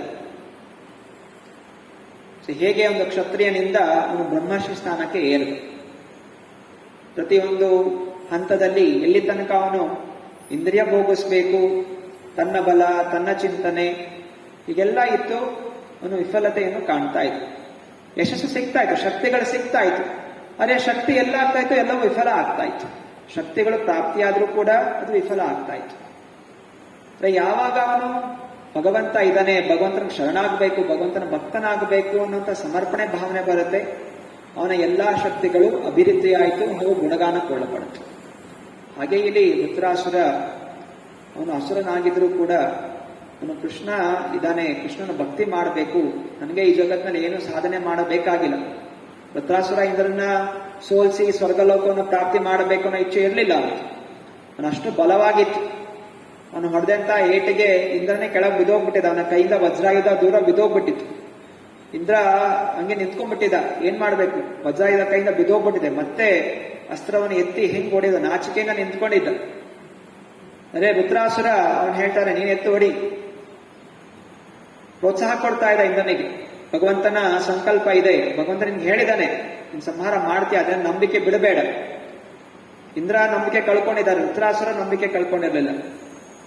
ಯಾಕಂದ್ರೆ ಇಲ್ಲಿ ಅವನಿಗೆ ಗೊತ್ತಿತ್ತು, ನನ್ನ ಉದ್ದೇಶ ನಾನೇನು ಮಾಡೋ ಅವಶ್ಯಕತೆ ಇಲ್ಲ, ನನ್ನ ಒಂದೇ ಒಂದು ಉದ್ದೇಶ, ನಾನು ಭಗವಂತನ ಸೇವೆಯಲ್ಲಿ ತೊಡಗಬೇಕು ಅನ್ನುವಂಥ ಆತುರತೆ ವೃತ್ರಾಸುರನಿಗಿತ್ತು, ಹಾಗೂ ಆ ಬುದ್ಧಿ ಸ್ಪಷ್ಟವಾಗಿತ್ತು. ಇದರಿಂದ ನಾವು ಈ ಜ್ಞಾನ, ಇಲ್ಲಿ ಭಗವಂತನೇ ನಿಯಂತ್ರಕ, ಭಗವಂತ ಸಕಲ ಶಕ್ತಿವಂತ ನಿಯಂತ್ರಕ, ಈ ರೀತಿ ನಾವು ಮುನ್ನಡಿಬೇಕು. ಎಲ್ಲಿ ತನಕ ನಾವು ನಮ್ಮ ಈ ಭೌತಿಕ ಜೀವನದಲ್ಲಿ ಆಸಕ್ತಿಯನ್ನು ಹೊಂದ್ಕೊಂಡಿರ್ತೀವಿ, ಇದು ಒಂದು ಈ ಆಟದ ಒಂದು ಕುದುರೆ ಇರುತ್ತೆ, ನೋಡಿರ್ತೀರ? ಸಣ್ಣ ಮಕ್ಕಳು ಒಂದು ಕುದುರೆ ಇರುತ್ತೆ, ಅದು ಕೂತ್ಕೊಂಡ್ರೆ ಹಿಂಗೆ ಹಿಂಗೆ ಹಿಂಗೆ ಹಿಂಗೆ ಮುಂದೆ ಅಲ್ಲೇ ಹೋಗ್ತಾ ಇರುತ್ತೆ. ಸೊ ದೂರದಿಂದ ನೋಡಿದ್ರೆ ಏನಾಗುತ್ತೆ, ಆ ವ್ಯಕ್ತಿ ಹಿಂಗೆ ಹಿಂಗೆ ಅಲ್ಲಾಡ್ತಾ ಇದೆ, ಅಂದ್ರೆ ಕುದುರೆ ಓಡಿಸೋಂಗ್ ಕಾಣ್ತಾ ಇರುತ್ತೆ, ಆದ್ರೆ ಆ ವ್ಯಕ್ತಿ ಅಲ್ಲೇ ಇರ್ತಾನೆ, ಎಲ್ಲೂ ಹೋಗಿರೋದಿಲ್ಲ. ಹಾಗೆಯೇ ನಾವು ಈ ಭೌತಿಕ ಜಗತ್ತಲ್ಲಿ ಏನೆಲ್ಲ ಸಾಧನೆ ಮಾಡ್ತೀವಿ, ನಾವು ಎಷ್ಟು ಹಣ ಗಳಿಸಿದ್ವಿ, ಎಷ್ಟು ದೊಡ್ಡ ಮನೆ ಮಾಡಿದ್ವಿ, ಎಷ್ಟು ಕಾರ್ ತಗೊಂಡ್ವಿ, ಎಷ್ಟೆಲ್ಲ ಆಸ್ತಿ ಸಂಪಾದನೆ ಮಾಡಿದ್ವಿ, ಎಂಥ ಸ್ಥಾನ ಗಳಿಸ್ಕೊಂಡ್ವಿ, ಇದೆಲ್ಲ ಏನಿದೆ ಕೆಲಸಗಳು ತುಂಬಾ ಮಾಡ್ತಾ ಇದ್ರು ಕೂಡ ನಾವೆಲ್ಲಿದ್ದೀವಿ, ಇದೇ ಜಗತ್ತಿನಲ್ಲಿ, ಈ ಸಂಸಾರದಲ್ಲಿ ಜನ್ಮ ಮೃತ್ಯು ಜರ ವ್ಯಾಧಿಯಲ್ಲಿ ಸಿಕ್ಕಾಕೊಂಡಿದ್ವಿ, ಎಲ್ಲೂ ಮುಂದೆ ಹೋಗಿಲ್ಲ. ನಾವು ಈ ಜಗತ್ತನ್ನು ಬಿಡಬೇಕು ಹಾಗೂ ಭಗವಂತನ ಲೋಕಕ್ಕೆ ಹೋಗ್ಬೇಕು. ಇದು ನಮ್ಮ ಮನುಷ್ಯ ಜನ್ಮದ ಉದ್ದೇಶ. ಈ ಮನುಷ್ಯ ದೇಹ, ಈ ಮನುಷ್ಯ ಶರೀರ ಒಂದು ಹಡಗಿದ್ದಾಗೆ, ದೊಡ್ಡ ಹಡಗಿದ್ದಾಗೆ. ಅದರಿಂದ ಈ ಸಂಸಾರವಾದಂತಹ ವಿಶಾಲ ಸಾಗರವನ್ನು ಗುರುಗಳ ನಿರ್ದೇಶನದಲ್ಲಿ ನಾವು ಈ ದಡದಿಂದ, ಈ ಭೌತಿಕ ಸಂಸಾರದ ದಡದಿಂದ ಸನಾತನವಾದಂತಹ ಸಂತೋಷಮಯವಾಗಿರುವಂತಹ ಎಲ್ಲ ದುಃಖಗಳಿಂದ ಮುಕ್ತವಾಗಿರುವಂತಹ ವೈಕುಂಠ ಲೋಕಕ್ಕೆ ನಾವು ಹೋಗಬಹುದು. ಅದನ್ನು ಬಿಟ್ಟು ನಾವು ಇದೇ ದಡದಲ್ಲಿ ತೇಳ್ತಾ ಹೋಗ್ತಾ ಇದ್ರೆ ನಮಗೆ ಈ ಶರೀರ ಸಿಕ್ಕು ಇದು ವ್ಯರ್ಥವಾಗುತ್ತೆ. ಆದ್ದರಿಂದ ಈ ರಾಮಾಯಣದಲ್ಲಿ ಅನೇಕ ರೀತಿ ಕಥೆಗಳು ಬರುತ್ತೆ. ಜಟಾಯು, ಇನ್ನೊಂದು ಸನ್ನಿವೇಶ ಜಟಾಯು. ಜಟಾಯು ಅವನಿಗೆ 60,000 ವರ್ಷ ಆಗಿತ್ತು, ವಯಸ್ಸಾಗಿತ್ತು. ಆ ಸಮಯದಲ್ಲಿ ರಾವಣ ಸೀತೆನ ಅಪಹರಣ ಮಾಡ್ಕೊಂಡು ಹೋಗ್ತಾ ಇರ್ತಾನೆ. ಸೀತಾಮಾತೆ ಕೂಗ್ತಾ ಇರ್ತಾಳೆ, ರಾಮ ಕಾಪಾಡು, ರಾಮ ಕಾಪಾಡು. ಆಗ ಜಟಾಯು ಎಲ್ಲಿ ಯಾರಿದು ಅಂತ ಹಾರ್ಕೊಂಡು ಬರ್ತಾನೆ. ಸೀತಾಮಾತೆ ಹೇಳ್ತಾಳೆ ಜಟಾಯುಗೆ, ದಯವಿಟ್ಟು ರಾಮನಿಗೆ ಸಂದೇಶ ಕೊಡು, ನನ್ನನ್ನು ರಾವಣ ಅಪಹರಿಸಿದಾನೆ, ನಾನು ಈ ಕಡೆ ಇದನ್ನು ತೆತ್ಕೊಂಡು ಹೋಗ್ತಾನೆ ಅಂತ ಸಂದೇಶ ಕಳಿಸು ಅಂತ ಕೇಳ್ಕೊತಾಳೆ. ಜಟಾಯು ಯೋಚನೆ ಮಾಡ್ಬೋದಾಗಿತ್ತು, ಸರಿ ಸಂದೇಶ ಕೊಟ್ರಲ್ಲ, ನಾನು ಸಂದೇಶ ರಾಮ ಬರೋ ಕಾಯ್ತೀನಿ, ಸಂದೇಶ ಕೊಡ್ತೀನಿ ಅಂತ ಹೇಳಿ ಕಾಯ್ಕೊಂಡು ಕೂತ್ಕೋಬಹುದಾಗಿತ್ತು. ನಾನು ಯೋಚನೆ ಮಾಡಲಿಲ್ಲ, ಓ ಈ ರಾವಣ ಎಷ್ಟು ಬಲಿಷ್ಠನಾಗಿದೆ, ನನಗೆ ಇಷ್ಟು ವಯಸ್ಸಾಗಿದೆ, ನಾನು ಈ ವೃದ್ಧಾವಸ್ಥೆಯಲ್ಲಿ ಏನು ಅವನ ಜೊತೆ ಯುದ್ಧ ಮಾಡೋದು, ನಾನೊಂದು ಪಕ್ಷಿ, ಅವನು ದೊಡ್ಡ ಅಸುರ ಅಂತ ಹೆಂಗೆ ಯುದ್ಧ ಮಾಡೋದು ಅಂತೆಲ್ಲ ಚಿಂತನೆ ಮಾಡ್ಬೋದಾಗಿತ್ತು. ಅದೇ ಇದು ಮೂರನ್ನು ಅವನು ತ್ಯಾಗ ಮಾಡ್ದ. ಕೇವಲ ಸಂದೇಶ ಕೊಟ್ಟಿದ್ದು ನಾನು ಕೊಡಬೇಕು ಅಷ್ಟೇ, ನಾನೊಂದು ಪಕ್ಷಿ ಅಥವಾ ನಾನು ಇಷ್ಟು ವಯಸ್ಸಾದವನು ಅಂತ ಅವನು ಚಿಂತನೆ ಮಾಡಲಿಲ್ಲ. ಬದಲಾಗಿ ನಾನು ರಕ್ಷಣೆ ಮಾಡಬೇಕು, ಭಗವಂತನ ಭಕ್ತ, ರಾಮನ ಭಕ್ತಳು, ಮಹಾನ್ ಭಕ್ತಳು ಸೀತೆ, ಅವಳನ್ನ ರಕ್ಷಣೆ ಮಾಡಬೇಕು, ರಾಮನ ಸೇವೆ ಮಾಡಬೇಕು ಅನ್ನೋ ಚಿಂತನೆಯಿಂದ ಅವನು ರಾಮನ ಜೊತೆ ಹೋರಾಡ್ತಾನೆ. ಸೊ ಕೊನೆ ತನಕ ಹೋರಾಡ್ತಾನೆ. ಅವನ ಎಲ್ಲ ಪಕ್ಷಿಗಳು, ಅವನ ರೆಕ್ಕೆ ಎಲ್ಲನೂ ಕತ್ತರಿಸಾಕ್ತಾನೆ ರಾವಣ. ಆದ್ರೂ ಅವನು ತನ್ನ ಚೊಂಚಿನಿಂದ ಅವನ ರಾವಣನ ಸಂಹಾರ ಮಾಡಿ ಪ್ರಯತ್ನ ಮಾಡ್ತಾನೆ. ಅದ್ರ ಕೊನೆಯಲ್ಲಿ ಅವನು ಸಾವನ್ನಪ್ತಾನೆ. ಆದ್ರೆ ಕೊನೆ ತನಕ ಸಂದೇಶ ಕೊಡಬೇಕು, ರಕ್ಷಣೆ ಮಾಡೋಷ್ಟು ಪ್ರಯತ್ನ ಮಾಡ್ತೀನಿ, ಆದ್ರೂ ರಾಮನಿಗೆ ಸೇವೆ ಮಾಡಬೇಕು ಅನ್ನೋ ಚಿಂತನೆಯಿಂದ ತನ್ನ ಜೀವನ ಮುಡುಪಾಗಿಟ್ಟು ರಾಮಚಂದ್ರ ಬಂದಾಗ ರಾಮನಿಗೆ ಸಂದೇಶ ಕೊಡ್ತಾನೆ. ರಾಮನ ತೊಡೆ ಮೇಲೆ ತನ್ನ ಪ್ರಾಣವನ್ನು ಬಿಡ್ತಾನೆ. ಸ್ವಯಂ ರಾಮ ಜಟಾಯುನ ಅಂತಿಮ ಸಂಸ್ಕಾರವನ್ನು ಮಾಡ್ತಾನೆ. ಸೊ ಇಂತಹ ಒಂದು ಸನ್ನಿವೇಶ, ಇಂತಹ ಒಂದು ಸೌಭಾಗ್ಯ ರಾಮನ ತಂದೆ ದಶರಥನಿಗೂ ಸಿಗಲಿಲ್ಲ. ದಶರಥನ ಸಹ ಅಂತಿಮ ಸಂಸ್ಕಾರ ರಾಮಚಂದ್ರ ಮಾಡಲಿಲ್ಲ. ಆದರೆ ಇಲ್ಲಿ ಜಟಾಯುನ ಅಂತಿಮ ಸಂಸ್ಕಾರ ಸ್ವಯಂ ರಾಮಚಂದ್ರ ಮಾಡ್ತಾನೆ. ಯಾಕೋಸ್ಕರ ಅವನು ಎಲ್ಲವನ್ನೂ ಕೃಷ್ಣನಿಗೆ ಸಮರ್ಪಣೆ ಮಾಡ್ತಾನೆ. ಇಂದ್ರಿಯ ಭೋಗಿಸುವಂತಹ ಏನು ವಿಚಾರ ಇರಲಿಲ್ಲ, ನಾನು ಈ ಶರೀರ ಅಂತ ಏನು ಚಿಂತನೆ ಮಾಡಲಿಲ್ಲ. ಬದಲಾಗಿ ಕೃಷ್ಣನ ಭಕ್ತಿಯಲ್ಲಿ ಸಂಪೂರ್ಣವಾಗಿ ತೊಡಗಿದ ಆ ಭಕ್ತಿಯನ್ನು ರಾಮಚಂದ್ರ ಸ್ವೀಕಾರ ಮಾಡಿದ್ರು. ಅಂದ್ರೆ ನಮಗೆ ಬುದ್ಧಿ ಇಲ್ಲ, ನಾವಿಂಥವರು, ನಾವು ಬಡವರು, ನಾವು ಶ್ರೀಮಂತರು, ನಾನು ಹೆಂಗಸು ಗಂಡಸು, ಇದೆಲ್ಲ ಏನು ಚಿಂತನೆ ಇರಬಾರ್ದು. ಯಾರಿಗೆ ಏನೇನು ಶಕ್ತಿ ಇದೆ, ಎಷ್ಟೆಷ್ಟು ಬುದ್ಧಿ ಇದೆ, ಅದೆಲ್ಲವನ್ನು ಕೃಷ್ಣನ ಸೇವೆ ಮಾಡಲಿಕ್ಕೆ ಉಪಯೋಗಿಸ್ಬೇಕು. ಹರೇ ಕೃಷ್ಣ ಕೃಷ್ಣ ಕೃಷ್ಣ ಹರೇ ಹರೇ, ಹರೇ ರಾಮ ರಾಮ ರಾಮ ಹರೇ ಹರೇ. ನಾಮಸ್ಮರಣೆ ಸತತವಾಗಿ ಮಾಡಬೇಕು. ಮಕ್ಕಳಿರಲಿ, ಯೌವನಾವಸ್ಥೆಯಿರಲಿ, ವೃದ್ಧರಿರಲಿ, ಎಲ್ಲರೂ ಈ ನಾಮಸ್ಮರಣೆಯನ್ನು 24 ತಾಸು ಮಾಡಬೇಕು. ಯಾವಾಗಲೂ ಎಚ್ಚರಾವಸ್ಥೆಯಲ್ಲಿ, ನಿದ್ರಾವಸ್ಥೆಯಲ್ಲಿ ಭಗವಂತನ ಸ್ಮರಣೆ, ಭಗವಂತನ ಸೇವೆ ಮಾಡುವಂತಹ ಭಾವನೆ, ಪ್ರಚಾರ ಮಾಡುವಂತಹ ಭಾವನೆ ಯಾವಾಗಲೂ ನಮ್ಮಲ್ಲಿ ಇಟ್ಕೊಂಡಿರಬೇಕು. ಸೊ ಇವತ್ತಿನ ದಿನ ಕೋವಿಡ್ ಬಂದಾಗ ಎಲ್ಲ ಹೆದರ್ತಾ ಇದ್ದಾರೆ. ಸೊ ಹೆದರುವಂತಹ ಅವಶ್ಯಕತೆ ಇಲ್ಲ. ಎಷ್ಟು ಎಚ್ಚರಿಕೆ ಆಗುತ್ತೆ, ಏನೆಲ್ಲ ಗೈಡ್ಲೈನ್ಸ್ ಇದೆ ಫಾಲೋ ಮಾಡಿ. ಅದ್ರ ಜೊತೆಗೆ ನಮಗೆ ಗೊತ್ತಿರಬೇಕು, ಇದರ ಹಿಂದೆ ಕಾರಣಕರ್ತನಾದಂಥವನು ಕೃಷ್ಣ ಇದ್ದಾನೆ. ಈ ಕೋವಿಡ್ ಕೂಡ ಬಂದಿರೋದು ತನ್ನತನಾಗೆ ಬಂದಿಲ್ಲ, ಇದು ಕೃಷ್ಣನ ಅನುಮತಿಯಿಂದನೇ ಬಂದಿದೆ. ಕೃಷ್ಣನ ಅನುಮತಿ ಇಲ್ಲದೆ ಒಂದು ಹುಲ್ಲುಗಡ್ಡೆಯೂ ಸಹ ಅಲ್ಲಾಡ್ಲಿಕ್ಕೆ ಸಾಧ್ಯ ಇಲ್ಲ. ಇದನ್ನು ನಾವು ಯಾವ ರೀತಿ ಸ್ವೀಕಾರ ಮಾಡಬೇಕು, ಇದೊಂದು ಪರೀಕ್ಷೆ. ಗೆದ್ರೆ ನಾವು ಭಕ್ತಿಯನ್ನು ಇನ್ನೂ ಚೆನ್ನಾಗಿ ಮಾಡ್ತೀವಿ, ಪ್ರಚಾರವನ್ನು ಮಾಡ್ತೀವಿ. ದೇಹ ನಾಶ ಆದ್ರೆ ನಾವು ಮರಳಿ ಭಗವಂತನ ಧಾಮಕ್ಕೆ ಹೋಗ್ಬೇಕು. ಮತ್ತೆ ಪುನಃ ಸಂಸಾರ ಚಿಂತನೆ ಮಾಡಿಕೊಂಡು ನಾವು ನಾಶ ಆಗಬಾರ್ದು. ಕೃಷ್ಣ ಭಕ್ತಿ ಮಾಡ್ತಾ ಇರಬೇಕು. ದೇಹ ತ್ಯಾಗ ಆದ್ರೆ ಕೃಷ್ಣ ಲೋಕಕ್ಕೆ ಹೋಗ್ಬೇಕು. ದೇಹ ಉಳಿದ್ರೆ ಈ ದೇಹದಿಂದ ಕೃಷ್ಣ ಭಕ್ತಿಯ ಪ್ರಚಾರವನ್ನು ನಾವು ಇನ್ನೂ ಅಧಿಕವಾಗಿ, ಇನ್ನೂ ಉತ್ಸಾಹದಿಂದ ಮಾಡಬೇಕು ಅನ್ನೋ ಚಿಂತನೆ ನಮ್ಮಲ್ಲಿರಬೇಕು. ಚೈತನ್ಯ ಮಹಾಪ್ರಭು ಇನ್ನೂ ಕೃಪಾಮಯಿ ಅವತಾರ. ರೂಪರ ಗೋಸ್ವಾಮಿ ಅವರು ಹೇಳ್ತಾರೆ, ನಮೋ ಮಹಾಮದನ್ಯಾಯ ಕೃಷ್ಣ ಪ್ರೇಮ ಪ್ರದಾಯ. ಕೃಷ್ಣ ಪ್ರೇಮವನ್ನು ಯಾವುದೇ ಜಾತಿ ಮತ ಭೇದ ಭಾವ ಇಲ್ಲದೆ, ಅವನು ಪಾಪಿನ ಪುಣ್ಯವಂತನ ಅನ್ನುವಂಥ ಯಾವುದೇ ಒಂದು ಆಸಕ್ತಿ ಇಲ್ಲದೆ ಚೈತನ್ಯ ಮಹಾಪ್ರಭು ಈ ಕೃಷ್ಣ ಭಕ್ತಿಯನ್ನು ಪ್ರಚಾರ ಮಾಡುತ್ತೆ, ಎಲ್ಲರಿಗೂ ನೀಡ್ತಾ ಇದ್ದಾರೆ. ಕೃಷ್ಣ ರಾಮಚಂದ್ರ ಎಲ್ಲ ಮೊದಲು ಶರಣಾಗಿ ಆಮೇಲೆ ಕೃಪೆ ಕೊಡ್ತೀನಿ ಅಂತ ಹೇಳಿದ್ರು. ಅಂದ್ರೆ ಚೈತನ್ಯ ಮಹಾಪ್ರಭುಗಳು ನಿಮ್ಗೆ ಆಸಕ್ತಿ ಇಲ್ಲ ಅಂದ್ರೇನು ಹಿಂದೆ ಓಡ್ ಬಂದು ಕೃಷ್ಣ ಭಕ್ತಿಯಲ್ಲಿ ತೊಡಗಿಸ್ತಾರೆ. ಇಲ್ಲಿ ಒಂದು ಸನ್ನಿವೇಶ ಹೇಳ್ತಾ ಇದ್ರು. ವೈಶೇಷಿಕ ಪ್ರಭು ಅಂತ, ವೈಶೇಷಿಕ ಪ್ರಭು ಇಸ್ಕಾನ್ ಸಂಸ್ಥೆಯಲ್ಲಿ ಒಬ್ಬ ಮಹಾನ್ ವೈಷ್ಣವರು, ಹಾಗೂ ಯಾವಾಗಲೂ ಅವರು ಗ್ರಂಥಗಳನ್ನು ವಿತರಣೆ ಮಾಡ್ತಾರೆ. ಆದಷ್ಟು ಅವರು ಜಾಸ್ತಿ ಸಮಯ ಪ್ರಚಾರ ಮಾಡುವುದು ಭಗವದ್ಗೀತೆ, ಶ್ರೀ ಪ್ರಭುಪಾದರ ಗ್ರಂಥಗಳನ್ನು ವಿತರಣೆ ಮಾಡಲಿಕ್ಕೆ. ಒಂದ್ ದಿವಸ ಅವರು ವೃಂದಾವನದಲ್ಲಿ ವಿತರಣೆ ಮಾಡ್ತಾ ಇದ್ರು. ಗ್ರಂಥಗಳನ್ನು ವಿತರಣೆ ಮಾಡ್ತಾ ಇರ್ಬೇಕಾದ್ರೆ ಅಲ್ಲಿ ನೋಡ್ತಾರೆ, ಒಂದು ಪರಿವಾರ, ಅಪ್ಪ ಅಮ್ಮ ಮತ್ತು ಇಬ್ರು ಸಣ್ಣ ಸಣ್ಣ ಮಕ್ಕಳು ಅವ್ರಲ್ಲಿ ಬರ್ತಾ ಇರ್ತಾರೆ. ಹೇಗಾದ್ರೂ ಮಾಡಿ ಅವ್ರಿಗೆ ಏನಾದ್ರು ಪುಸ್ತಕ ಕೊಡಬೇಕು ಅಂತ ವಿಚಾರ ಮಾಡ್ತಾ ಇರ್ತಾರೆ. ಆ ಸಣ್ಣ ಸಣ್ಣ ಮಕ್ಕಳು ಇಬ್ರು ಅವ್ರ ಐಸ್ ಕ್ರೀಮ್ ತಿಂತಾ ಇರ್ತಾರೆ. ವೈಶೇಷಿಕ ಪ್ರಭು ಅವ್ರ ಕೈಯಲ್ಲಿ ಸ್ವಲ್ಪ ತಮ್ಮ ಒಂದು ಬ್ಯಾಗಲ್ಲಿ ಭಗವಂತನ ಪ್ರಸಾದ ಇಟ್ಕೊಂತಾರೆ. ಸಣ್ಣ ಸಣ್ಣ ಲಡ್ಡುಗಳು ಮಾಡ್ಕೊಂಡು ತಗೊಂಡು ಹೋಗಿರ್ತಾರೆ. ಸೊ ಆ ಮಗು, ಗಂಡು ಮಗುಗೆ ಒಂದು ಲಡ್ಡು ಕೊಡ್ತಾರೆ. ಮಗು ತುರಂತವಾಗಿ ತಿನ್ನುತ್ತೆ. ತಿಂದ ಮೇಲೆ ಅದಕ್ಕೆ ಇದು ತುಂಬಾ ರುಚಿ ಇದೆ ಅಲ್ಲ ಅಂತ ಅನ್ಸುತ್ತೆ. ಮತ್ತೆ ತಿರ್ಗಾ ಕೇಳ್ತಾರೆ ಕೊಡು ಪ್ರಸಾದ ಅಂತ. ಆಗ ವೈಷ್ಣವ ಪ್ರಭು 4-5 ಲಡ್ಡು ತಗೊಂಡು ಕೊಡ್ತಾರೆ. ಅವಾಗ ಅದು ಕೈ ಪೂರ್ತಿ ತುಂಬ್ಕೊಂಡ್ಬಿಡುತ್ತೆ. ಆಗ ಅದೇನ್ ಮಾಡುತ್ತೆ, ಮಗು ತನ್ನ ಕೈಲಿದಂತ ಇನ್ನೊಂದು ಐಸ್ ಕ್ರೀಮ್ನ ತನ್ನ ತಂದೆ ಕೈ ಕೊಡ್ತಾರೆ. ತಂದೆ ಕೈ ಕೊಟ್ಟು 2 ಕೈಯಲ್ಲಿ ಪ್ರಸಾದ ಇಸ್ಕೊತಾರೆ. ಮತ್ತೆ ಅವನ್ನ ತಂಗಿ ಇರ್ತಾಳೆ, ಅವಳು ನೋಡ್ತಾಳೆ, ಓ ಇವನು ಅಣ್ಣ ಎಲ್ಲ ಇಸ್ಕೊತಾ ಇದ್ದಾನೆ ಅಂತ ಹೇಳಿ ಅವಳು ಹೋಗಿ ಐಸ್ ಕ್ರೀಮ್ ತಂದೆ ತಾಯಿ ಕೊಡ್ತಾರೆ. ಮತ್ತೆ ಅವಳು ಬಂದು ಪ್ರಸಾದ ಇಸ್ಕೊತಾಳೆ. ಮತ್ತೆ ಇಬ್ರು ತಿನ್ನಕ್ ಶುರು ಮಾಡ್ತಾರೆ ರುಚಿಯಿಂದ. ಅಪ್ಪ ನೋಡ್ತಾರೆ, 3 ಕೈಯಲ್ಲಿ 3 ಐಸ್ ಕ್ರೀಮ್, ಒಂದೊಂದು ಐಸ್ ಕ್ರೀಮ್ ಇದೆ, ಮಕ್ಕಳಿಗೆ 2 ಐಸ್ ಕ್ರೀಮ್ ಇದೆ. ಮತ್ತೆ ಇವರನ್ನ ಲಡ್ಡು ತಿಂತಾ ಇದ್ದಾರೆ. ಏನ್ ಮಾಡೋದು ಅಂತ ಹೇಳಿ ಆ 3 ಐಸ್ ಕ್ರೀಮ್ನ ಹೋಗಿ ಬಿಸಾಕ್ತಾನೆ. ಮತ್ತೆ ಅವರು ಬಂದು ಲಡ್ಡು ಕೊಡು ಅಂತ ಅವರು ಇಟ್ಕೋತಾರೆ. ಅವರು ಲಡ್ಡು ತಿಂತಾರೆ, ಪ್ರಸಾದ ತಿಂತಾರೆ. ಅವ್ರಿಗೆ ಅದು ಇಷ್ಟ ಆಗತ್ತೆ. ಮತ್ತೆ ಮಕ್ಕಳು ಹೇಳ್ತಾರೆ, ಈ ವ್ಯಕ್ತಿ ಎಲ್ಲಿರ್ತಾನೆ ಕೇಳು, ನಾವು ಯಾವಾಗ್ಲೂ ಈ ಲಡ್ಡು ಇರುತ್ತೆ ಸಿಗುತ್ತೆ, ನಮ್ಗೆ ಇದು ಲಡ್ಡು ಬೇಕು ಅಂತ. ಮತ್ತೆ ವೈಶಾಖ ಅವರು ಕೇಳ್ತಾರೆ, ನೀವೆಲ್ಲಿದ್ದೀರಾ ಅಂತ ಹೇಳಿದಾಗ ವೈಶಾಖ ಪ್ರಭು ಬುಕ್ ಕೊಟ್ಟು, ಪ್ರಭುಪಾದ ಬುಕ್ ಕೊಟ್ಟು, ಈ ಅಡ್ರೆಸ್ ಅಲ್ಲಿ ನಾನು ಇರ್ತೇನೆ, ದಯವಿಟ್ಟು ಈ ನಾಮಸ್ಮರಣೆ ಮಾಡಿ ಹಾಗೂ ಮಂದಿರಕ್ಕೆ ಬನ್ನಿ, ಭೇಟಿಯಾಗಿ ಇಲ್ಲಿ ಇನ್ನೂ ಪ್ರಶ್ನೆ ಸಿಗುತ್ತೆ ಅಂತ ಹೇಳ್ತಾರೆ. ಹೀಗೆ ಒಬ್ಬ ವ್ಯಕ್ತಿ, ಹಾಗೇ ಹೋಗ್ತಾ ಇದ್ದಂತಹ ವ್ಯಕ್ತಿ, ಏನೋ ಚಿಂತನೆ ಆಸಕ್ತಿ ಇರುವಂತಹ ವ್ಯಕ್ತಿ, ಆ ಪ್ರಸಾದ ಹಾಗೂ ಭಕ್ತರ ಸಂಘದಿಂದ ಅವರು ಕೃಷ್ಣ ಭಕ್ತಿಗೆ ಜೋಡಣೆ ಆಯ್ತು. ಆ ಪರಿವಾರವೇ ಜೋಡಣೆ ಆಯ್ತು.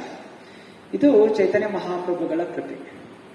ಚೈತನ್ಯ ಮಹಾಪ್ರಭುಗಳ ಕೃಪೆಯಿಂದ ಇವತ್ತಿನ ದಿವಸ ವಿಶ್ವಾದ್ಯಂತ ಎಂತೆಂತಹ ಜನರು ಭಗವಂತನ ನಾಮಸ್ಮರಣೆಗೆ, ಕೀರ್ತನೆಗೆ, ಪ್ರಸಾದಕ್ಕೆ, ವಿಗ್ರಹ ಪೂಜೆಗೆ, ಸೇವೆಗೆ, ಪ್ರಚಾರಕ್ಕೆ ಆಕರ್ಷಿತರಾಗ್ತಾ ಇದ್ದಾರೆ.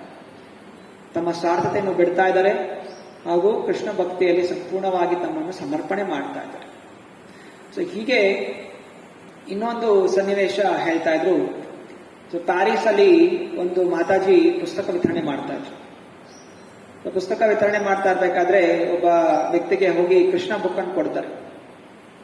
ಅವನು ತುಂಬಾ ನಾಸ್ತಿಕ ತರ ಇರ್ತಾನ. ಸೊ ವ್ಯಕ್ತಿ ಆ ಪುಸ್ತಕ ಸಿಕ್ಕಿದ ತಕ್ಷಣ ಅವನೇನ್ ಮಾಡ್ತಾನೆ, ಆ ಕೃಷ್ಣ ಪುಸ್ತಕವನ್ನು ಹರಿದು ಬಿಟ್ಟು 2 ಭಾಗ ಮಾಡಿ ಅದನ್ನ ಹಾಕೊಂಡು ಒಂದು ಭಾಗ ಕೆಳಗೆ ಬಿಸಾಕಿ ಅದನ್ನ ತುಳ್ತಾಕ್ತಾನೆ. ತುಳ್ತಾಕ್ಬಿಟ್ಟು ಆ ಮಾತಾಜಿನ ಆ ಟ್ರೈನಿಂದ ಆಚೆ ದಬ್ಬು ಬಿಡ್ತಾನೆ. ಸೊ ಮಾತಾಜಿ ಕೆಳಗೆ ಬಿದ್ದ ತಕ್ಷಣ ಎಲ್ಲ ಗಾಯ ಆಗುತ್ತೆ, ಒಂದು ಕಡೆ ಮೂಳೆನೂ ಮುರಿದೋಗುತ್ತೆ. ಮತ್ತೆ ಆ ವ್ಯಕ್ತಿ ಇನ್ನೊಂದು ಅರ್ಧ ಬುಕ್ ತಗೊಂಡು ಮನೆಗೆ ತಗೊಂಡು ಹೋಗ್ತಾನೆ. ಮನೆಗೆ ತಗೊಂಡು ಹೋಗಿ ತನ್ನ ಹೆಂಡತಿಗೆ ತೋರಿಸ್ತಾನೆ, ನೋಡು ಇವತ್ತು ನಾನು ಏನ್ ಮಾಡಿದೆ ಗೊತ್ತಾ, ಎಂತಹ ಘನ ಕಾರ್ಯ ಮಾಡಿದೀನಿ ಅಂತ ಹೇಳಿದ್ರೆ, ಒಬ್ಬ ಇಸ್ಕಾನ್ ಭಕ್ತರನ್ನ ನಾನು ಕೆಳಗೆ ತಳ್ಳದೆ, ಆ ಬುಕ್ಕನ್ನು ಹರಿದು ಹಾಕದೆ, ನಾನು ಒಳ್ಳೆ ಕಾರ್ಯ ಮಾಡಿ, ನನಗೆ ಅನ್ನೋ ಅಷ್ಟು ದ್ವೇಷ ಕೃಷ್ಣ ಭಕ್ತರನ್ನ ಕಂಡ್ರೆ ತೋರಿಸ್ತಾನೆ. ಮತ್ತೆ ಅವನ ಮನೆಯಲ್ಲಿ ಆ ಪುಸ್ತಕನ ಹಂಗೆ ಇಟ್ಕೊಂಡಿರ್ತಾನೆ.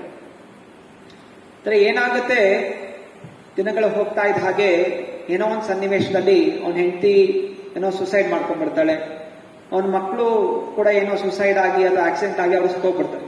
ಎಲ್ಲ ಹೋಗ್ಬಿಡ್ತಾರೆ. ಮತ್ತೆ ಒಬ್ಬನೇ ಒಬ್ಬ ಇರ್ತಾನೆ. ಒಬ್ಬನೇ ಒಬ್ಬ ಏನ್ ಮಾಡೋದು ಅಂತ ಹಂಗೆ ತಾನು ಏನಾದ್ರು ಸಾಯ್ಬೇಕು ಅಂತ ಅವನು ವಿಚಾರ ಮಾಡ್ತಾ ಇರ್ತಾನೆ. ಸೊ ಅಲ್ಲಿ ಹಂಗೆ ವಿಚಾರ ಮಾಡ್ತಾ ಇದ್ದಾಗ ಇಲ್ಲಿ ತನ್ನ ಬುಕ್ ಶೆಲ್ಫ್ ನೋಡ್ತಾನೆ. ಅಲ್ಲಿ ಆ ಕೃಷ್ಣ ಬುಕ್ ಏನಿರ್ತದೆ ಅರ್ಧ ಬುಕ್ ಹಂಗೆ ಇರುತ್ತೆ. ಅದು ಮನೆ ಕೆಲಸದವಳು ಏನ್ ಮಾಡಿರ್ತಾಳೆ, ಇದೇನೋ ಬುಕ್ ಹರಿದೋಗಿದೆಯಲ್ಲ, ಅದನ್ನ ಸರಿ ಮಾಡ್ಬೇಕು ಅಂತ ಹೇಳಿ ಅದಕ್ಕೆ ಬೈಂಡಿಂಗ್ ಹಾಕಿ ಅದನ್ನ ಹಂಗೆ ಇಟ್ಟಿರ್ತಾಳೆ, ಗೊತ್ತಿಲ್ಲ ಅದೇನು ಅಂತ. ಮತ್ತೆ ಈ ವ್ಯಕ್ತಿ ತೆಗೆದು ಅದನ್ನ ಸ್ವಲ್ಪ ಏನಿದೆ ಅಂತ ಓದ್ತಾ ಇದ್ದ ಹಾಗೆ ಅವನ ಮನಸ್ಸು ಬದಲಾಗ್ಬಿಡುತ್ತೆ. ಅವನು ಅನ್ಕೋತಾನೆ, ನಾನು ಏನ್ ದೊಡ್ಡ ತಪ್ಪು ಮಾಡ್ಬಿಟ್ಟೆ ಅಂತ ಹೇಳಿ, ನಾನು ಎಲ್ಲ ದೊಡ್ಡ ತಪ್ಪು ಮಾಡಿದೀನಿ, ನಾನು ಬದಲಾಗಬೇಕು ಅಂತ ಹೇಳಿ ನಾನು ಇಸ್ಕಾನ್ ಸಂಸ್ಥೆಗೆ ಸೇರ್ಕೋಬೇಕು ಅಂತ ಹೇಳಿ ಅದ್ರಲ್ಲಿ ಅಡ್ರೆಸ್ ಹುಡುಕ್ತಾನೆ. ಅಡ್ರೆಸ್ ಹುಡುಕ್ಬಿಟ್ಟು ಅಲ್ಲಿ ಹೋಗಿ ಇಸ್ಕಾನ್ ಟೆಂಪಲ್ ಹೋಗಿ ಹೇಳ್ತಾನೆ, ನಾನು ಫುಲ್ ಟೈಮ್ ಜಾಯ್ನ್ ಆಗ್ಬೇಕು ಅಂತಿದ್ದೀನಿ, ದಯವಿಟ್ಟು ನಾನು ಸ್ವೀಕಾರ ಮಾಡಿ. ಮತ್ತೆ ಅವರು ಸ್ವೀಕಾರ ಮಾಡ್ಕೋತಾರೆ. ಹಲವಾರು, ಅವನೊಬ್ಬ CA ಆಗಿರ್ತಾನೆ, ಅಕೌಂಟ್ಸ್ ಡಿಪಾರ್ಟ್ಮೆಂಟ್ ಅಂತಾರೆ. ಅದನ್ನ ಮಂದಿರದಲ್ಲಿ ಅವನಿಗೆ ಅಕೌಂಟ್ಸ್ ಡಿಪಾರ್ಟ್ಮೆಂಟ್ ಅಲ್ಲಿ ಆ ಕೆಲಸ ಸೇವೆಯನ್ನು ಮಾಡ್ತಾ ಇರ್ತಾರೆ. ಹೀಗೆ ಇನ್ನೂ ಕೆಲವು ಸಮಯಗಳ ನಂತರ ಒಂದ್ ದಿವಸ ಒಂದು ದೊಡ್ಡ ಹಬ್ಬ ಆಚರಣೆ ಆಗಿರುತ್ತೆ. ಎಲ್ಲ ಅಲ್ಲಿ ಹೋಗಿರ್ತಾರೆ. ಅಲ್ಲಿ ಹೋದಾಗ ಈ ವ್ಯಕ್ತಿಗೆ ಆ ಮಾತಾಜಿ ಸಿಗ್ತಾರೆ. ಮಾತಾಜಿ ಸಿಕ್ಕಿದಾಗ ಅವಳು ಒಂದು ವೀಲ್ ಚೇರ್ನಲ್ಲಿ ಕೂತಿರ್ತಾಳೆ. ಇವ್ರು ಹೋಗಿ ಮತ್ತೆ ಕ್ಷಮಾಪಣೆ ಕೇಳ್ತಾರೆ. ನಾನು ಯಾರು ಗೊತ್ತಾಯ್ತಾ, ನಾನು ಆ ಸಮಯದಲ್ಲಿ ನಿಮ್ಮನ್ನ ಈ ರೀತಿ ನಿಮ್ಮ ಈ ಸ್ಥಿತಿಗೆ ಕಾರಣ ನಾನೇ ಅಂತ ಹೇಳಿ ಕ್ಷಮಾಪಣೆ ಮಾಡಿ ಅಂತ ಕೇಳ್ಕೊತಾರೆ. ಸರಿ, ಮಾತಾಜಿ ನೋಡಿ ಖುಷಿ ಪಡ್ತಾರೆ. ಈ ವ್ಯಕ್ತಿ ಹಂಗಿದಂತ ವ್ಯಕ್ತಿ ಇವಾಗ ಫುಲ್ ಟೈಮ್ ಭಕ್ತಿಯಲ್ಲಿ ತೊಡಗಿದನಲ್ಲ ಅಂತ ಹೇಳಿ ಖುಷಿ ಪಡ್ತಾರೆ. ಹೇಳ್ತಾರೆ, ನಂಗೆ ನಿಮ್ಮ ಮೇಲೆ ಏನು ದ್ವೇಷ ಇಲ್ಲ, ನಿಂಗೇನು ಬೇಜಾರಿಲ್ಲ, ಸೊ ನಿಮ್ಮ ನೋಡಿ ತುಂಬ ಸಂತೋಷ ಆಗ್ತಾ ಇದೆ ಅಂತ ಹೇಳ್ತೀವಿ. ಸೊ ಹೀಗೆ ಇಲ್ಲಿ ಹೇಳ್ತಾ ಇರುವಂತಹ ವ್ಯಕ್ತಿ ಯಾವ ಪರಿಸ್ಥಿತಿಯಿಂದ ಹೇಗೆಲ್ಲ ಬದಲಾಗಿ ಅವನು ಕೃಷ್ಣ ಭಕ್ತಿಗೆ ಬಂದ. ಹಾಗೂ ಇಲ್ಲಿ ಮಾತಾಜಿಯ ಸನ್ನಿವೇಶ, ಅವರು ಅಂತಹ ಕಷ್ಟಗಳಿದ್ದರೂ ಕೂಡ ಅವರು ಕೃಷ್ಣ ಭಕ್ತಿಯನ್ನು ಬಿಡಲಿಲ್ಲ. ನಾನು ಕೃಷ್ಣನ ಪುಸ್ತಕ ಪ್ರಚಾರ ಮಾಡ್ಲಿಕ್ಕೆ ಹೋಗಿ ನಂಗೆ ಹಿಂದಂಗೆ ಆಯ್ತಲ್ಲ ಅಂತ ಕೇಳಲಿಲ್ಲ. ಅವ್ರು ತಮ್ಮ ಗುರುಗಳ ಹತ್ರ ಹೋಗಿ ಕೇಳೋರು ಹಿಂಗಾಯ್ತು, ಸರಿ ಗುರುಗಳಂದ್ರು ಆಯ್ತು, ಇದನ್ನು ಸರಿಪಡಿಸ್ಕೊಂಡು ಇದು ಟ್ರೀಟ್ಮೆಂಟ್ ತಗೊಂಡು ಮತ್ತೆ ಭಕ್ತಿಯಲ್ಲಿ ಮುನ್ನಡೆಯೋಣ ಅಂತ ಪ್ರೇರಣೆ ಕೊಟ್ಟರು. ಹಾಗೆ ಮಾತಾಜಿ ಭಕ್ತಿಯಲ್ಲಿ ಹಾಗೆ ಮುಂದುವರೆದ್ರು. ಸೊ ಹೀಗೆ ನಮಗೆ ಜೀವನದಲ್ಲಿ ನಾನಾ ರೀತಿಯ ಪರೀಕ್ಷೆಗಳಿರುತ್ತೆ. ಸೊ ನಾವು ಗೆಲ್ಲಬೇಕು. ಆದರೆ ಇದು ಹೇಗೆ ಗೆಲ್ಲುತ್ತೀವಿ? ಯಾವಾಗ ನಾವು ಇಂದ್ರಿಯ ಭೋಗಿಸುವಂತಹ ಗುಣವನ್ನು ಬಿಡುತ್ತೀವಿ.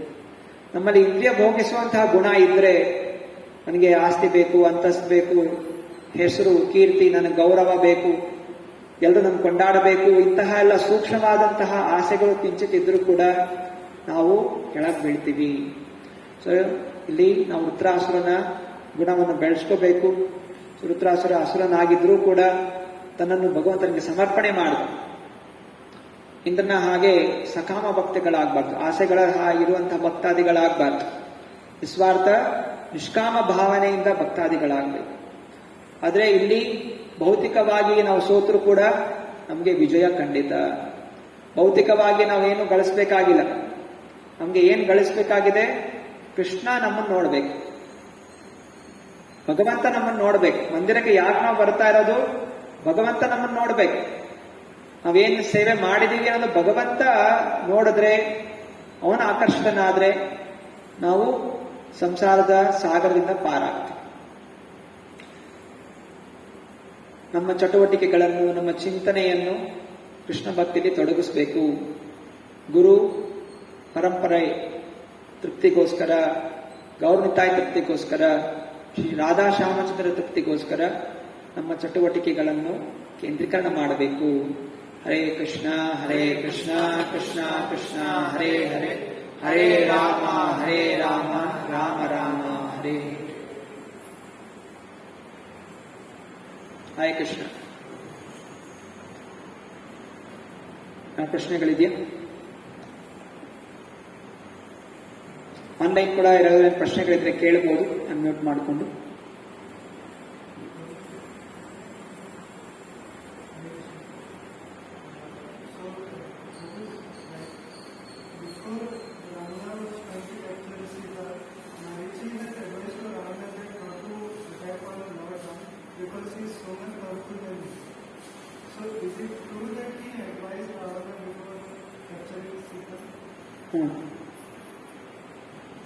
Yes, he had advised. But still, Because Ravana was too much attached to sense gratification. Too much attached on sense gratification that he had obtained Sita. So he didn't listen to the advice given by Marichi. So almost like Ravana got 3 to 4 options. One is from Marichi, second from Vibhishan, third from Kokan, and fourth from Meghnad. Hanuman, Meghnad, then Angad. So many options are being given. He was so much attached to his body, power, sense gratification, so he couldn't listen to the advice that was given by the devotees.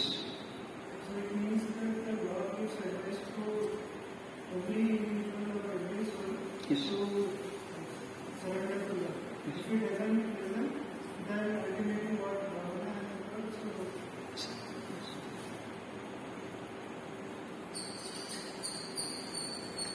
ನಂತರ ಶ್ರೀಮದ್ ಭಾಗವತಂ ಕಿ